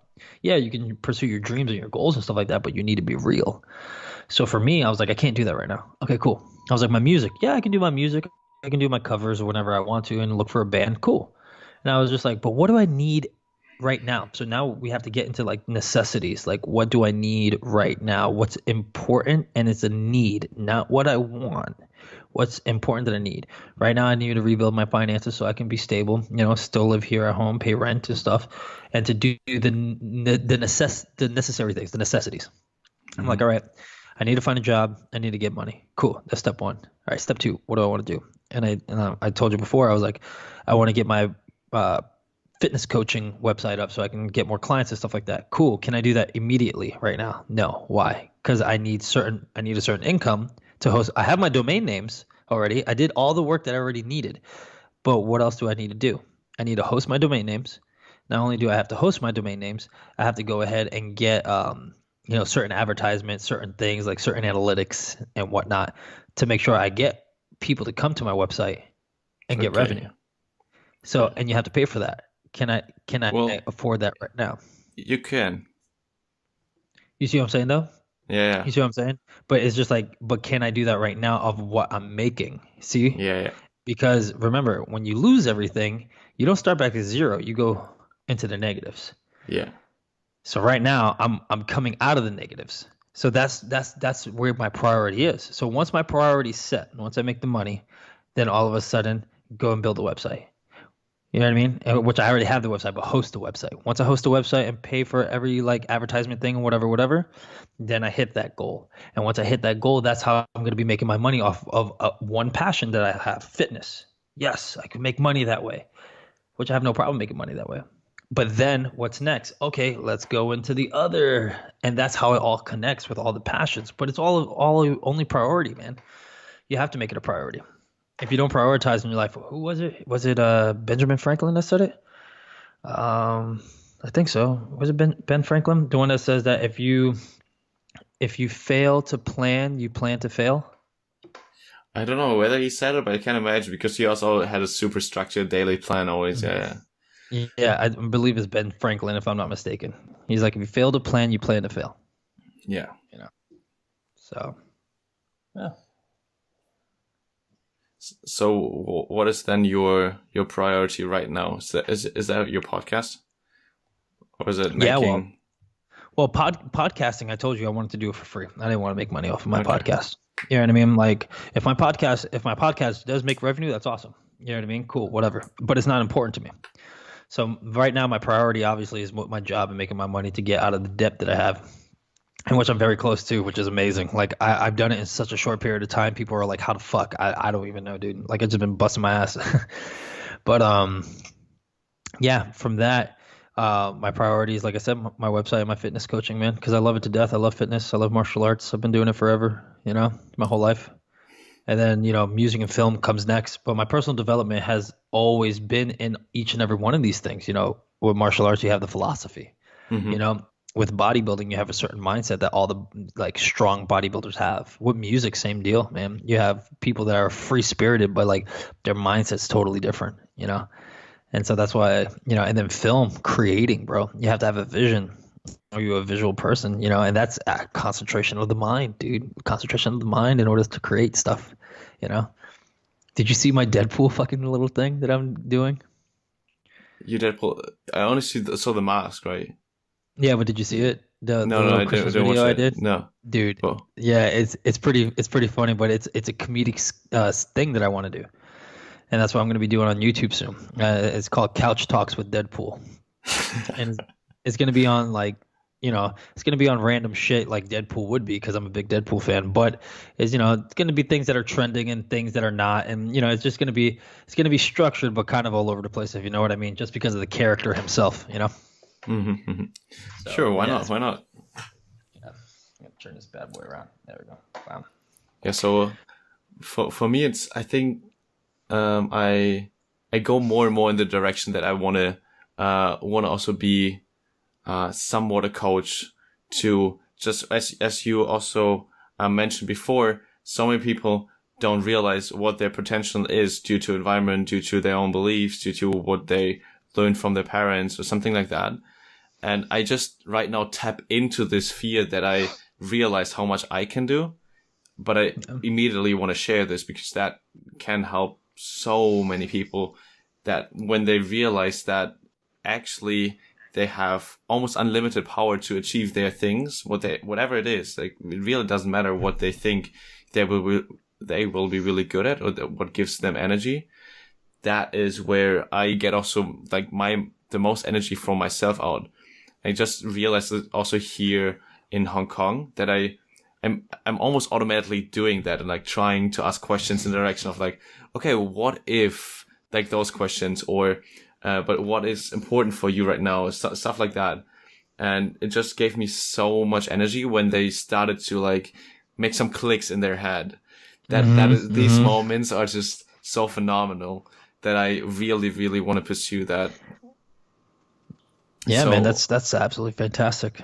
Yeah, so that's also why I need to go to next year, George Dispenza. I need to do more of this stuff, and I also will finish my human resource coach next year as well. I already did quite some courses in this, and this we're gonna finish as well. And luckily, I got a couple of weeks ago also a mentor from Germany, and she is a coach already in this field, and she's gonna help me with that.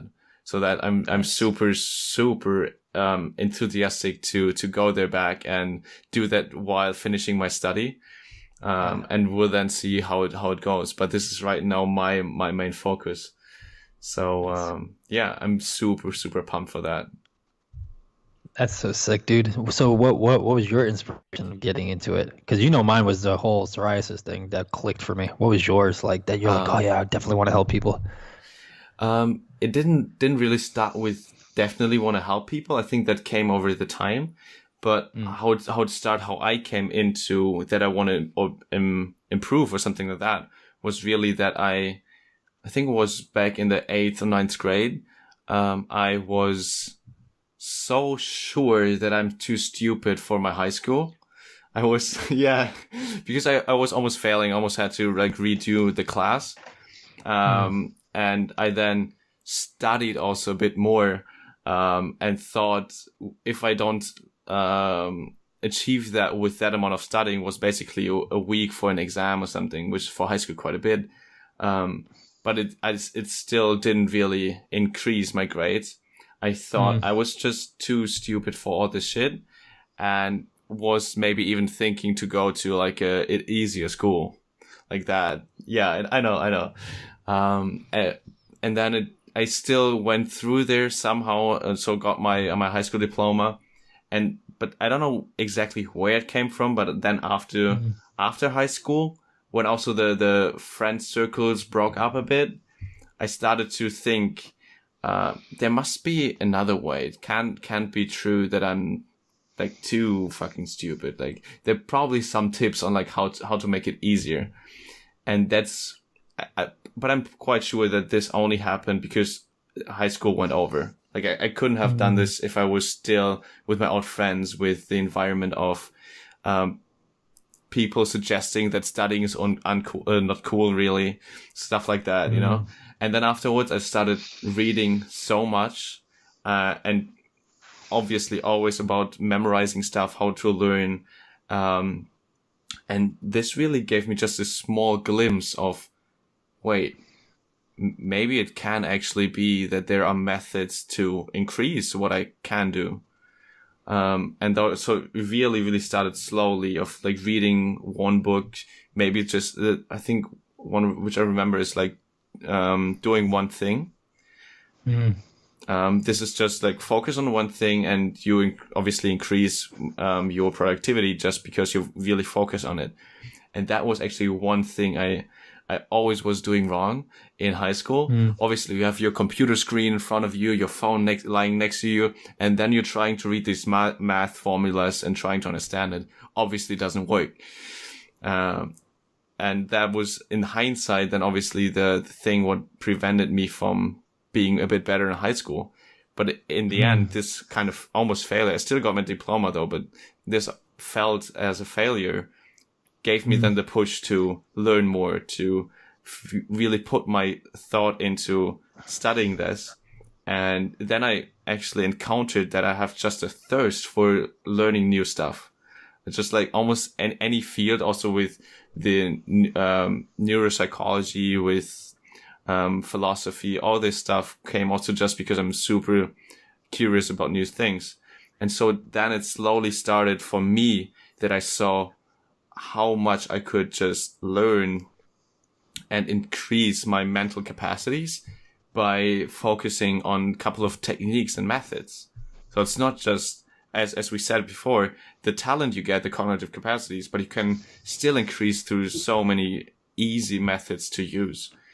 And then it started for me to buckle down, and then went to Australia, and my whole horizon got like opened up completely. And when I did not study in Australia, obviously, when I came back, I was so thirsty for new knowledge. I was already studying psychology before I started the university, and tried to read as much as I could. Started to study the language because I studied in the Netherlands. Like prepared everything. It was like just super. I needed and wanted to learn so much. And obviously then continue with the psychology, which I'm studying then, was just helping me so much that you can change so much about yourself if you want to. And you can also see how big the influence of others are on your internal thoughts. Then finally I got also aware of my internal thoughts, and like you can distance yourself from it, you can make own decisions. And when I saw and realized these things for myself, I saw that others aren't doing that, and saw that they were quite often still in the mindset of, oh yeah, the super used example of the traffic jam. You cannot do anything against it. So choose to think differently. And this is just such an important thing. As you also said, with gratitude, it can really change your whole life. So basically, what also changes are if you want to study something and you're in a bad mood, you can retain it worse than when you're in a good mood. So based on dopamine, you learn better. So when you're in a good mood, you learn better. It is so easy. Just be in a good mood, even if the subject is bad. Just use something else, rewards afterwards, or something else, and make it a bit more fun. And so it's already way easier to learn. I mean, those kind of small things. And then I told other people, like, if you just do that a bit, or people were struggling and I explained this to them, they were like, that is pretty cool. Like, tell me more about it. And then it started for me to like, oh, I should definitely tell that other people and more people, and how can I convey that in a better message? How can I make it more understandable for, like, let's say people who didn't study this or didn't put so much effort in. So basically really the starting point, how can I make it really accessible for people? And for me, it's definitely the one-on-one communication. So when I teach people directly, this is still the most influential part for me, how I can do it the best. So that's basically then narrowed it down towards the coaching, that I really, really want to do this, because I see just my big influence on the improvement on other people's life. That would be so awesome. Yeah. Yeah, that's cool, man. Yeah, the reason why I was shocked when you said that, when I made that face, is because you're like, oh yeah, I was too stupid. I'm like, dude, you're one of the most intelligent people that I had a fucking conversation with. Like, what the fuck? Like, yeah, I actually don't know where this belief came from back in the days, but it was so strong that I was really laying down in my bed and was crying because I was too stupid. Thought I was too stupid. Mm-hmm. Like, so bad, so often. Yeah. I realized a lot this year, man. Like, I realized, like, I had a hard talk with my mom, you know what I mean? And when I was going through what I went through, and the reason, she cried, and she had her own views on it, the victimhood shit. And what was crazy about it is that, like, for me, I understand now. Like, it's just, I don't hate her or anything else. It's like, you understand where people's conditionings and their programmings come from too, and you're like, whoa, because I was just, like I said, I was just hitting the surface when this thing was killing me, and I was really studying, and it reopened my thirst for knowledge too, man. And like I said, continuously reading. I have so many books that I finished, and some I didn't, and like I still want to go, and it's a phenomenal thing. It's like one of the craziest things, man. But yeah, a lot of like you were saying, you don't know where it came from. I knew. I finally figured out where mine came from. Like a whole bunch of codependency issues and shit like that. And it's phenomenal to see these things, but then you got to change it. It's I think Dr. Joe Dispenza said it when he's like, between the age of, I think, 35 to 40 is when, like, your subconscious programming really take root, when you're unaware. You know what I mean? And then all of a sudden you're just a bunch of fucking habits that continue over and over again. You're not even aware of it. It's crazy. You're like, I'm always angry. It's like, why the fuck are you always angry? Well, you got to be aware of your thoughts, brother, man. Yeah. Yeah. That's super important. So that's just like, as you said, just planting the seed is, I feel it's so important for so many people to realize and get maybe out of their vicious circle of always thinking bad in a way. And it is just all around us. I mean, there's more people who think that way than people are able, because it's super difficult. If you want to sustain it and put it long term, you have to rewire your brain, as Joe Spencer also said. And there's just a lot of effort, You have to, whenever this thought comes up, you have to think, okay, why is it there? Just let it pass maybe, and then think something differently and maybe better in a way. Maybe something that you actually want to think. So yeah, it's not as easy as it sounds, but just to planting the seed for now is super important. Yeah, simple doesn't mean easy, man. Yeah, fair enough. Yeah, something can be super simple, but it's not easy. Like, definitely not easy. Yet, as you see, it took me so many, like 2-3 years until I now think, okay, I got a lot better now in this. But I'm still thinking quite often, it's like, you can be a lot better. You maybe not stupid, maybe not, but you can still can be a lot better. Yeah. Yeah, absolutely. I didn't think, man, like I said, like there was a bunch of things like last year, like this past year with the psoriasis was fucking horrible, but last year was like, it was such a learning year. It was like such a horrendous year for me in 2017 because I had my good days, but then I had like fucking awful, like qualifying for pro, I think was one of my highlights of last year. Mm-hmm. That was it. Like, I botched my relationship, you know what I mean? And it was a horrendous, like between messing up my relationship, dating another chick, that shit happening, you know what I mean? And it was just awful, man. I thought of something that my instructor told me. It's funny, my instructor Ryan that I mentioned earlier, he told me something a long time ago. And because both him and his brother Rodney, their mom always like spit wisdom into their head. And their dad too, but more their mom. So, and what's funny is it always starts with, my mom used to always say, they do that to this day. They were like, you know what, wow. My mom, they would like, my mom would always say, and Martha, man, she's amazing. She's Mrs. Robertson. Fuck, dude. I'm talking about, she talked to me one time and like, I thought talking to my instructor, my master was one thing. Talking to her, dude, my mind just, sorry, not Martha, Marva. Sorry, her name is Marva. But yeah, talking to Marva, dude, my mind, I'm talking about like, I don't know why I said Martha. I'm probably thinking of like Batman and Superman. Martha, why'd you say that name? Like, but yeah, no, like, so, they used to say that, and one time my instructor said this because I remember I had a lot of failing relationships where, like, before I became an asshole, like women mistreated me and stuff like that. And my instructor goes, Orion goes, man, the least common denominator is you. And which there's truth in that, but as a young boy with again coming from a victimhood mindset and stuff, you don't see it. You're like, no, it's not my fault, So, but then last year was the first time that I was like, yo, there's something not right with me. Like, honestly, like after botching my relationship, after the whole cheating bullshit and everything else that I did, like, it was like, yo, something's wrong with me. And I don't know why, like, what's up with me?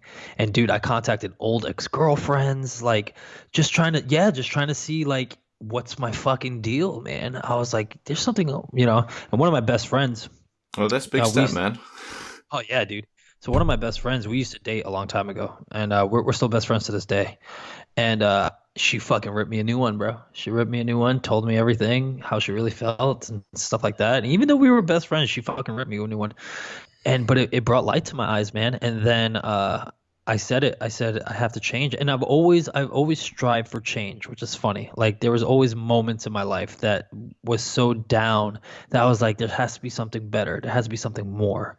And I always strive for change. And I was like, all right, I got to change. But last year really hit me on the head with it, to the point that I was just like, man, I got to do something. I was like, this is not right.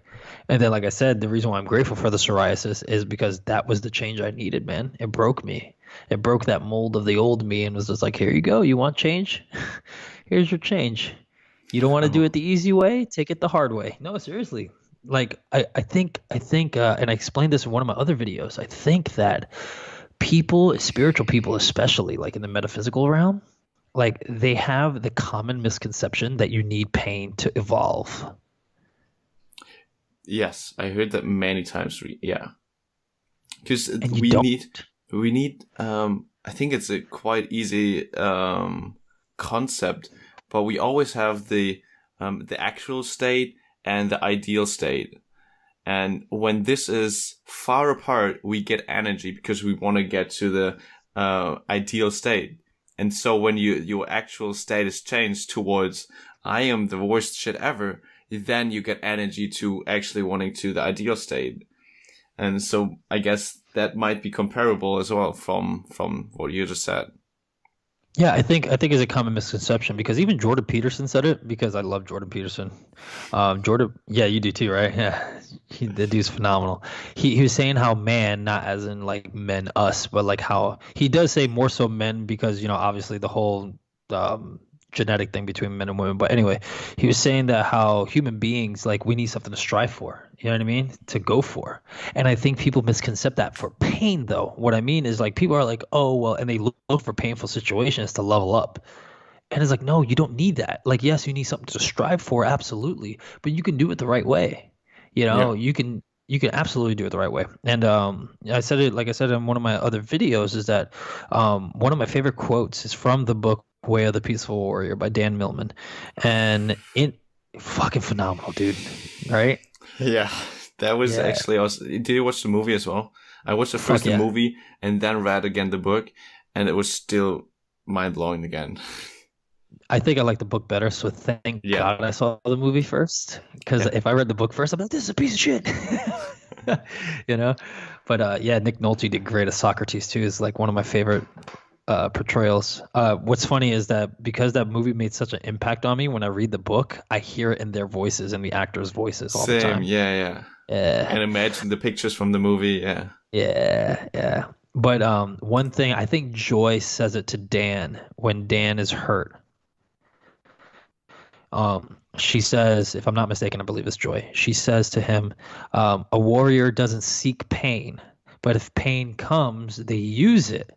And that's, I think, is the way that it should be, because, with the misconception that you need pain, you're going to put yourself in situations that, you know what I mean, that subconsciously too, not consciously, subconsciously, you're going to put yourself in situations to level up.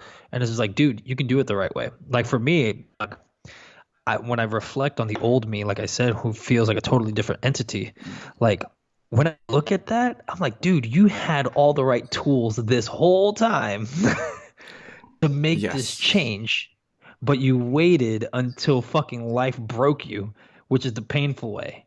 And it's just like, and again, Tony goes with the pain pleasure threshold, of the whole psychology thing. But I really do believe that you can do that, like how Tony says it, like you can do that yourself. You can make it in your mind. You can make it like, this state of being is so painful to me that I want to change. And then you can do it rather than waiting for legit pain to come. that's like derail. Yeah, it's so true, because also our brain cannot distinguish between the reality and a thought. And so that's actually what he's saying with that. It is true that we can make our situation feeling so bad even though it's not. Same thing I basically did also for myself without noticing it, that I am the dumbest shit ever, and then wanting to get out of it. That was basically the same thing. Just imagine. Obviously I wasn't the stupidest one there. So like easy to do. That's still so mind-boggling to me that you said that, bro. Like, I'm like, dude, you're so intelligent to me, man. But yeah, dude, that's why I think a lot of people, and the reason why I want this podcast, and this is why I'm so grateful for you having me, and me having you on here, because we can talk these concepts so people can hear. Like, fucking one thing that I truly believe, that people are like, oh, affirmations don't work. And I'm like, that's because you don't do them every day. And you don't do them often either. Like, if you do it once a day, all right, whatever. Like, dude, like these past 5 months after like the whole break me and studying and stuff, dude, I've been doing affirmations every fucking day and hypnosis every fucking day. And I do them because I'm like, who said it? I think Paul said it to me a long time ago, because I used to wonder when I first started this, talk about impatience and stuff like that. So when I first started this true journey, I was 19. Yeah, I was about 19, 20 years old when I met Grace, my first spiritual teacher, and I started doing it. But I really got serious when I met Paul. And when I met Paul, I was about 22 years old, 23 years old. And so Paul told me this because I was like, man, I don't understand why things are not changing. And here's the impatience. I just fucking started, dude. And here's the impatience. Like, why is it not changing? Instant gratification. And marshmallow one, not marshmallow two. But he told me, he goes, you have 23 years of programming compared to the couple of few months that you've been serious about this. Or even if we want to go back to grace, he's like the past 2 years that you've been doing this. He's like 23 versus 2, dude. And it's so true, man. And usually the first years also have a bigger impact even. You just suck everything up what is getting to you and cannot even distinguish what is good or what is bad. And so you just basically soak everything in and see everything as the truth. And later on, it's way harder to get rid of this again because it's also, just like it's made harder and more true over the years because you repeated it so long. And you at first then have to get rid of the old thing again, basically empty your cup to put something new on top again and are able to live the new thing. Yeah. Yeah, I think so. I mean, that's where meditation comes into play, which is great. But I also do believe, kind of like the neurons thing that we're talking about, the less you do something, the more it dissipates really fast.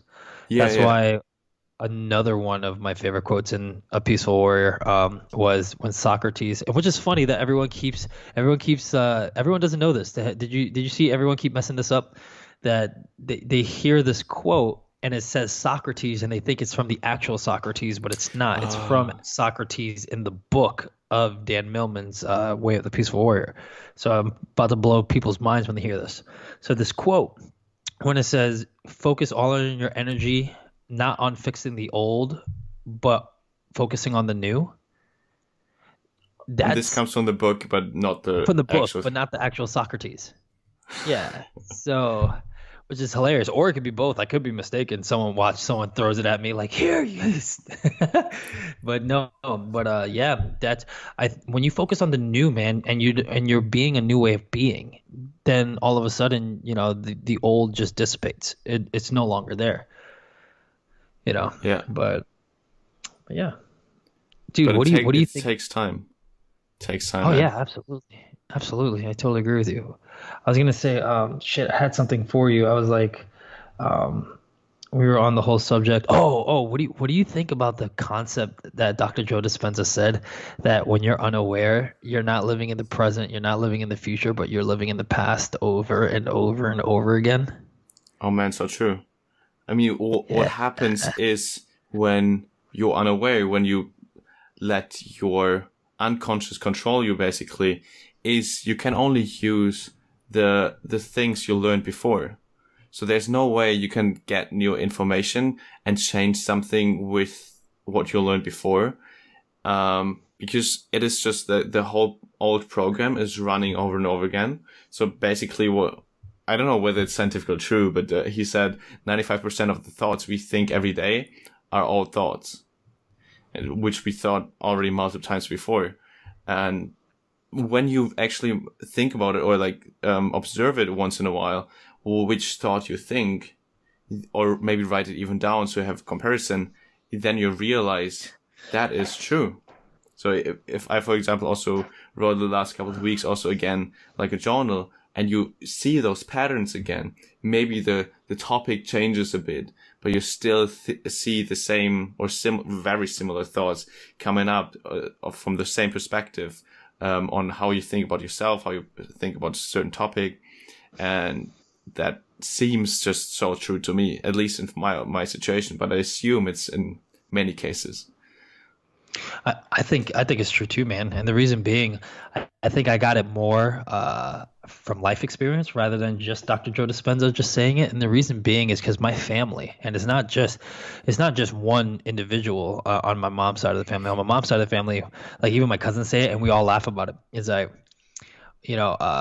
say the same stories over and over and over again, and then you're like, I heard that story already. And they're like, yeah, but, and then they tell you the story again.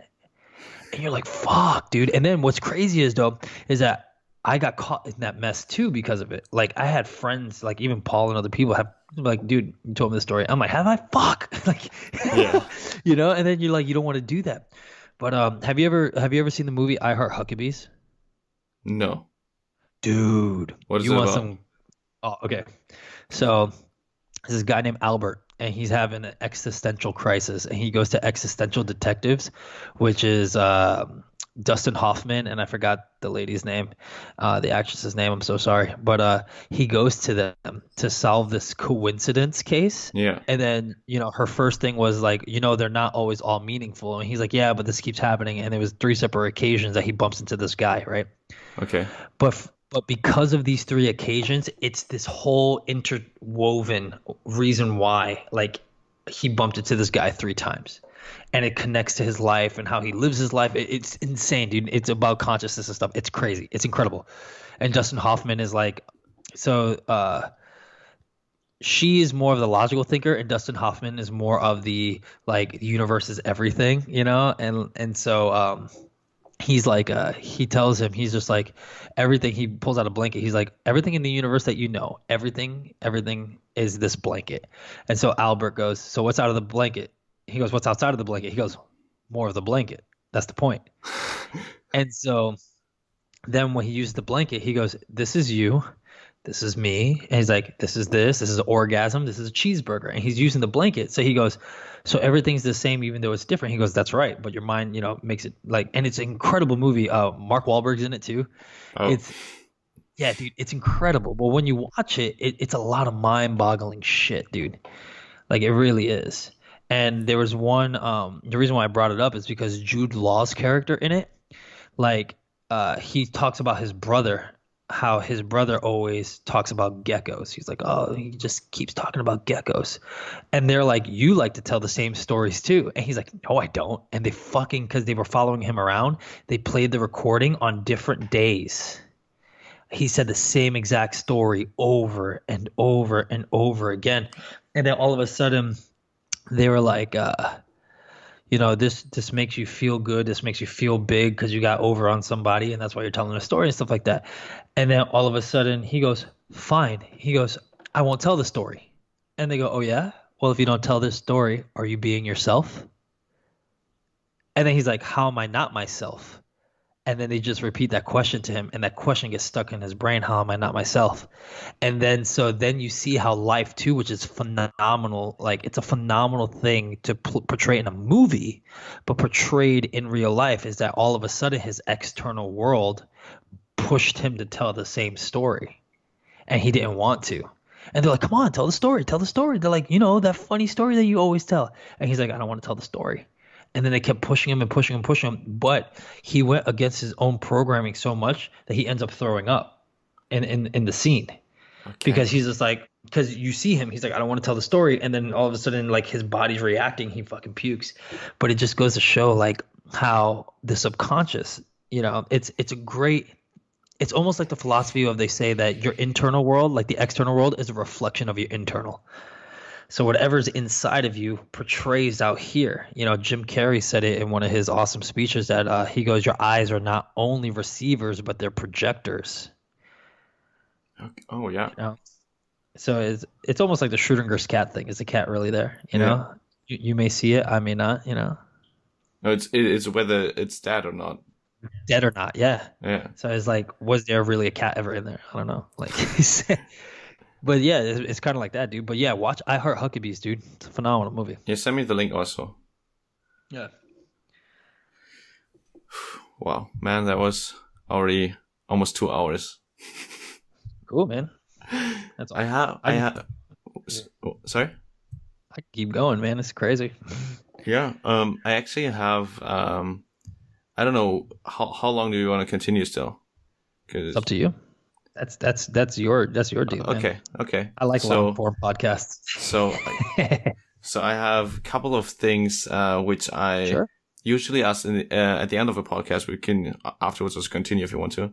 Cool. So basically, you always started telling about it, but what is the most influential sentence that you heard? Ooh, that's a good one. That's a really good one. Most influential sentence? Yeah, or a quote, or...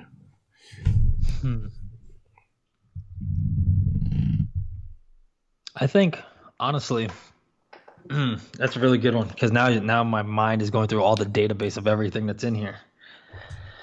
I honestly think one of the most influential things that finally hit, it was the key that it was just like it unlocked, and it's like, whoa,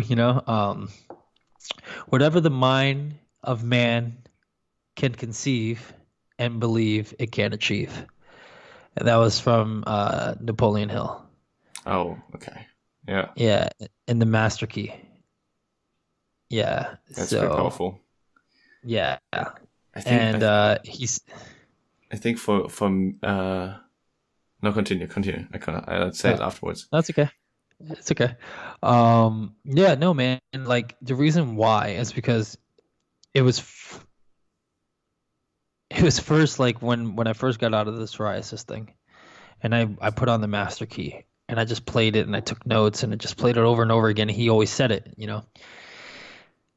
And then it just made me realize, how strong your beliefs are. Because, you always hear thoughts are things, and you hear all these wonderful things. But when he's just like, whatever you can conceive in your head and truly believe, it can achieve. And it made me start believing for the first time, for real. Like, it's like, oh, cool. It's almost like the Matrix when Neo, and Morpheus is like, he's starting to believe, like that. That was my first step. So I think that's one of the most influential things that I've heard, but I've heard a bunch, man. There's a bunch of fucking good shit out there, Yeah. So what about you?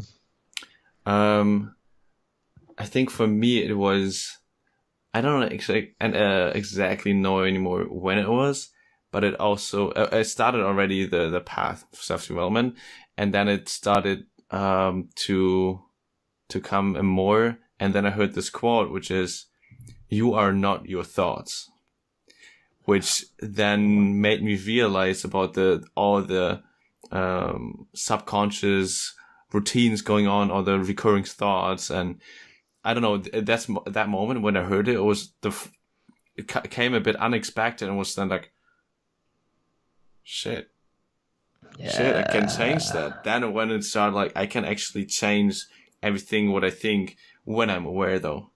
So that's another important addition. But that actually was one of the situations which I really was, wow, I need to process this. I need to process this. I need to think about it. Yeah. That was for me the case. Yeah. Yeah.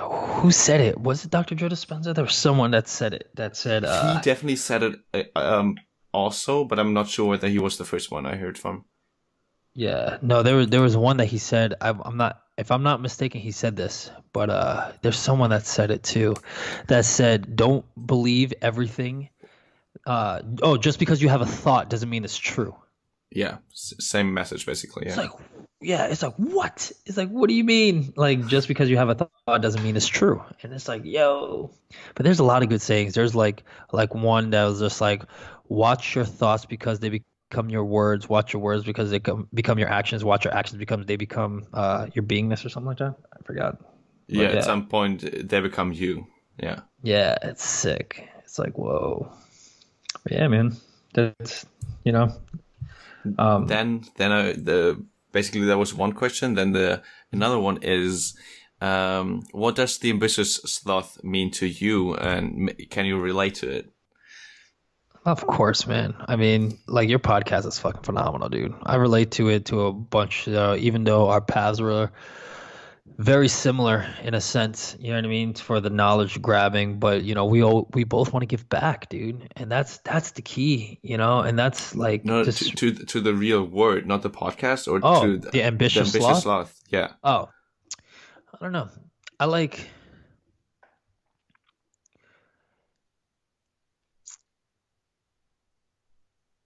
for me, if I have to say the actual word, the ambitious sloth, you would kind of think it's out of the ordinary. Mm-hmm. It's extraordinary, because sloths, they're lazy. They don't want to do shit. You know what I mean? They take everything super slow. You know what I mean? But we can learn from them too.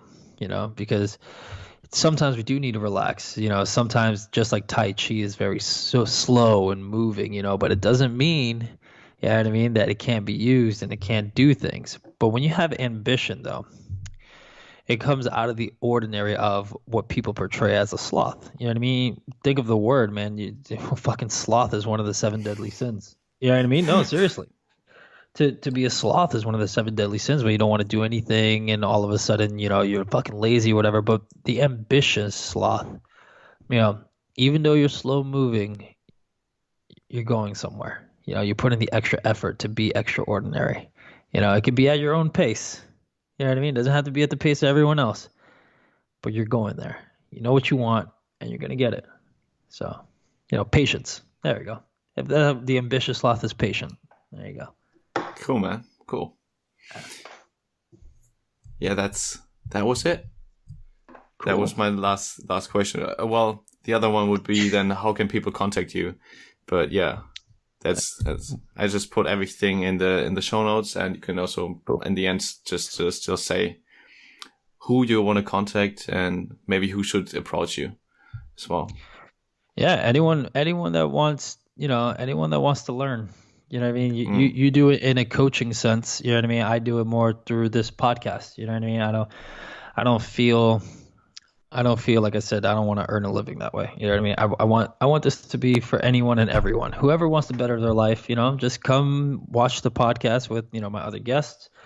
And come, message me if you need anything else. That's fine.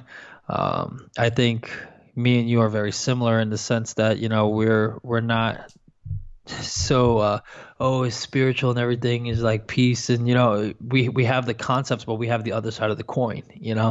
We have the other side of the coin, the balance of life, whether it's logical or whether even the dark side, like how we talked about in our last podcast with Carl Jung, when we just went deep in that rabbit hole. But yeah, it's for anyone and everyone that wants to learn.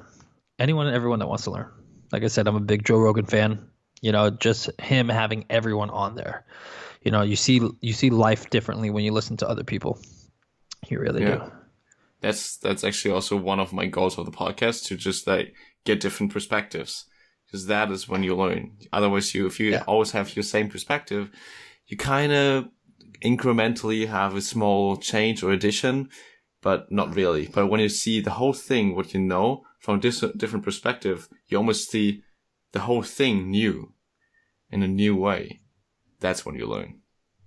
Yeah, you're absolutely right. What's funny is that when we were talking about sayings, one of the most powerful sayings that I heard had, if I'm not mistaken, Theodore Roosevelt said that if he can be right 50% of the time, he'd be a happy man.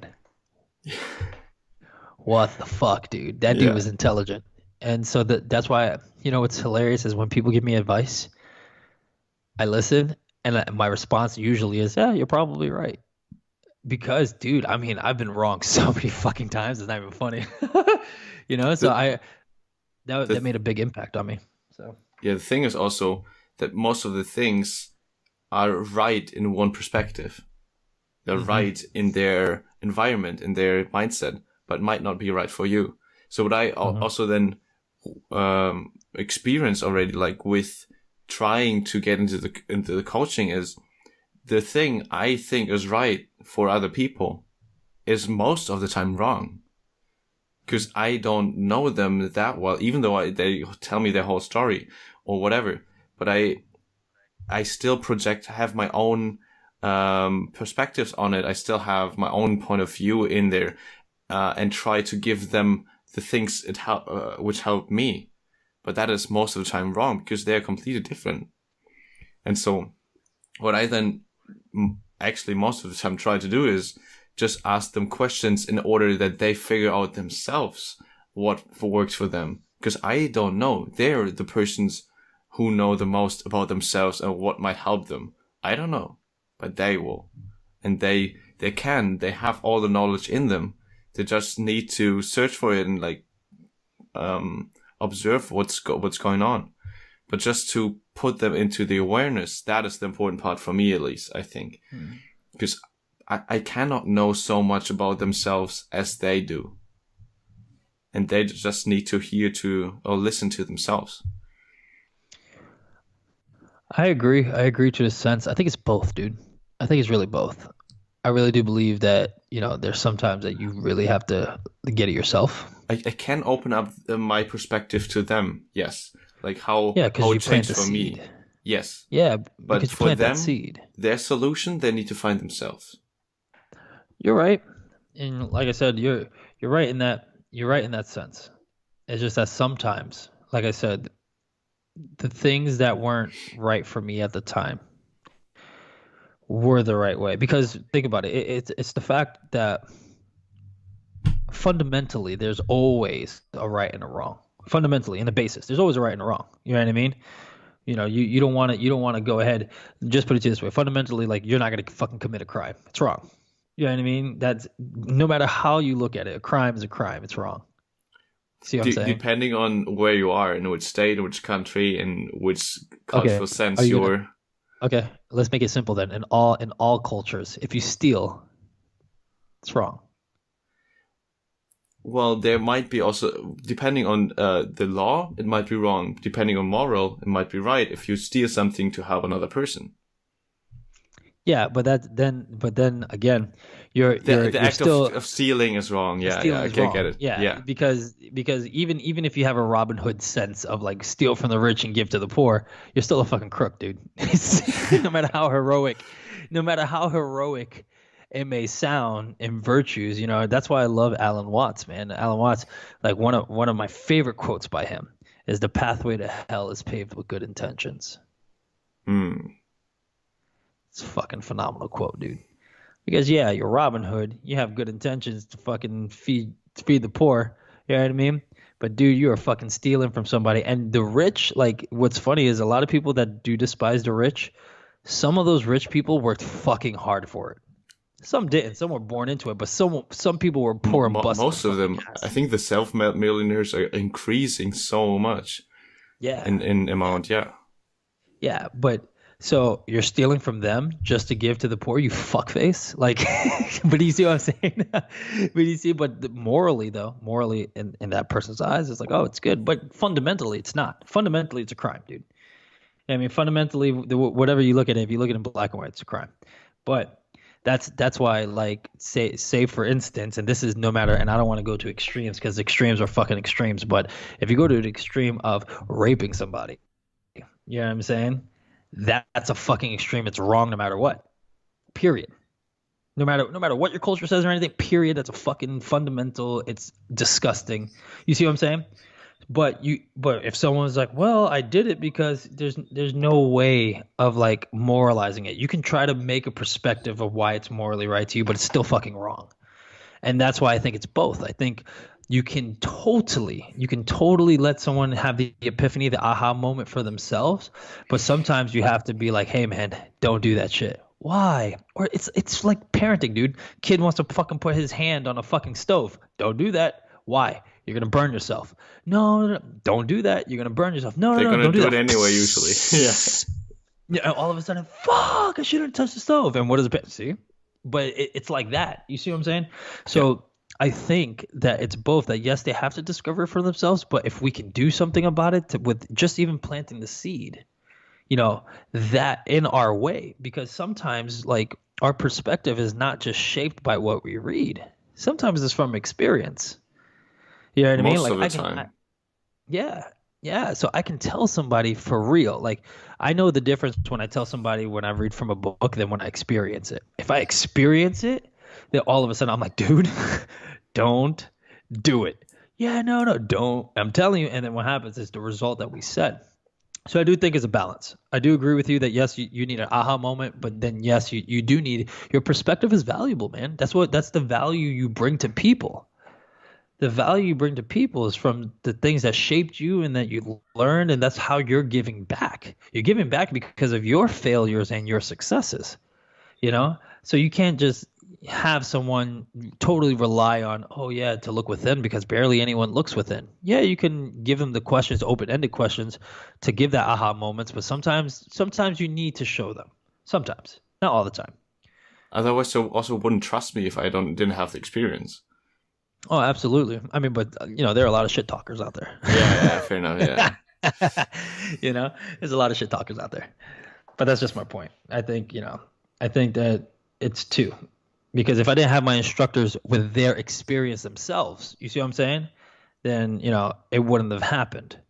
If they just kept talking to me and just like, oh yeah, well, if you read, for example, me reading my grandmaster's book and stuff like that, all the philosophy and stuff like that as a kid, that didn't help shit. That didn't help worth a dick. Why? Because again, because I'm going back to my negative environment and stuff like that. It didn't help. But what did help is being there with my instructors and them showing me, and all of a sudden, here it goes. They were incredible teachers, man. They're incredible teachers because they pointed the right direction. You know what I mean? They pointed the right direction. They explained why, and I think that's, as a coach too. Like I said, that's why I think you're going to be phenomenal more than most of these people out here. Is that you're going to explain why, and you're going to go in depth into it. And once you do that, they're going to get that experience because you had that experience. Yeah, without a why, there's nothing going on. I don't know what to do without a why. I need a why for everything. Otherwise, I can't put so much effort in something. Have you heard of the guy Kyle Keese, if I'm not mistaken, is his name? He's also a speaker. Apparently, he was a comedian that turned speaker, something like that. Well, there was one thing that I thought was phenomenal from his thing, because I saw his seminar, and it said, "Don't focus on the how, focus on the why." How? I mean, Simon Sinek as well. Starting with why, yeah. He's also a phenomenal speaker. I love him. What was his name again? Simon Sinek. Sinek. Okay, cool. Yeah, I'll look him up. That's awesome. Definitely. He's a speaker more in the business area and tries to integrate now the new generation why basically with the new business environment, and tells how companies and business need to focus on the employees and their why instead of making money and being a right leader as well. Yeah. So Richard Branson did that too. Oh yeah, but he's old, man. Yeah, but he was the first one to say treat your employees. He was like, treat your employees well, and they'll treat your customers well. And take care of your employees, and they take care of your business. Yeah. Yeah, they'll take care of your customers and stuff. Yeah, because he's like, if you treat your employees like shit, they don't want to be there. Yeah. Yeah. So Richard Branson's awesome. Oh, by the way, did I tell you that I'm going to see Gary Vee? I saw it, your countdown, but how did you get to see him? So it was this contest, dude. It was this contest called Should Have Been. And basically we had to tell our story of what we should have been, like whatever happened in our life when we should have been. And I told him my bodybuilding story, my psoriasis. I posted up all the pictures from like my when I qualify for pro on stage, all the way through my psoriasis until now. And I won the contest. So I go to New York. What? They fly me out to New York February 4th. And I go to hang with Gary Vee. And I don't even know what to expect, man. I'm just like, I just want to talk to the dude. Man, I'm so happy for you, man. That's thanks, so awesome. Man. Yeah, I just don't know what to expect, man. Like, what's funny is that I'm not one to ask for anything, So I'm just like, all I want to do is record our conversations and just fucking hang out. Like, I want a buddy, I want to make buddies with Gary Vee. That's all I want. Like, I asked his team, but I don't think that dude's so busy. I don't think he got the memo. But I asked because my roommate's a huge fan. Like, he has the shoes, the whole nine and everything. And I just wanted Gary to say Merry Christmas. And obviously that didn't happen. But, because he's busy, dude. That dude has so much going on. But like, all I want to do is just hang out with the dude. I don't even know what to expect.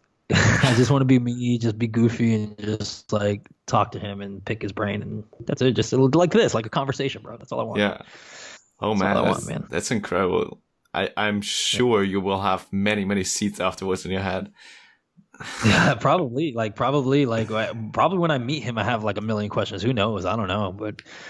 So that's the 4th, and my part-time job is auto shows. So like that starts in January, which is crazy though, is because once I fly from St. Louis back home, I fly to meet Gary, and then within the next few days, I fly to Baltimore. So what I'm trying to do is I haven't seen my family in fucking 12 years. I haven't seen my family. Like I've seen my dad. I've seen my real father because he comes down every now and then to Florida. But I haven't seen my grandparents, and I haven't seen everyone else since I was like 17, probably even like 18, probably 19, whatever. I don't know. I don't remember. It was early. It Wow. was like young, but yeah, is about like 10 to 12 years I haven't seen them, dude. And so like, yeah. So I definitely want to go and visit everyone. And so I'm hoping that um, the company I work for, that they can fly me out from, you know, that they can fly me out from New York to, Wait, the live stopped, right? yeah, that's all right. You want to go back on, or we wrapping up? I think we can wrap it up. Cool. Yeah. Yeah. So, but yeah, so I'm hoping for that. I'm hoping for like they can just fly me back. So, Oh, instead of Gary flying me back to Florida, stay in New York, stay with one of my family members, see everybody, and then fly to fucking Baltimore right after. So would be great. I'm Would hoping be my great. company will do that. That'd be great. Yeah. Yeah. So yeah, man. Man, that was so much fun. That was so much It fun, man. was. Wow. Yeah, I get something new every time when I talk to you. Same, same. I think we should do Yeah. this more often. We should. We should. Maybe even regularly. That's awesome. Yeah. Why not? Yeah. Fuck yeah, dude. I would love to have you regularly. That'd be dope. Just let me know your schedule and we'll make it work. Well, the next month I have basically no clue how my schedule is. Still Cool. going to Philippines, going to Nepal, so Cool. meditating, so probably there it will be not work. But afterwards I have my uni again, so we can make a schedule when we do it. Yeah, please. And dude, I definitely want to talk to you after Vipassana. That's gonna be fucking dope for you. Can't wait. It's gonna be sick. All right. Yeah, so basically I put all the links from your Instagram, from your YouTube, in the show Cool. notes. Cool. You probably as well. So where are you gonna host even?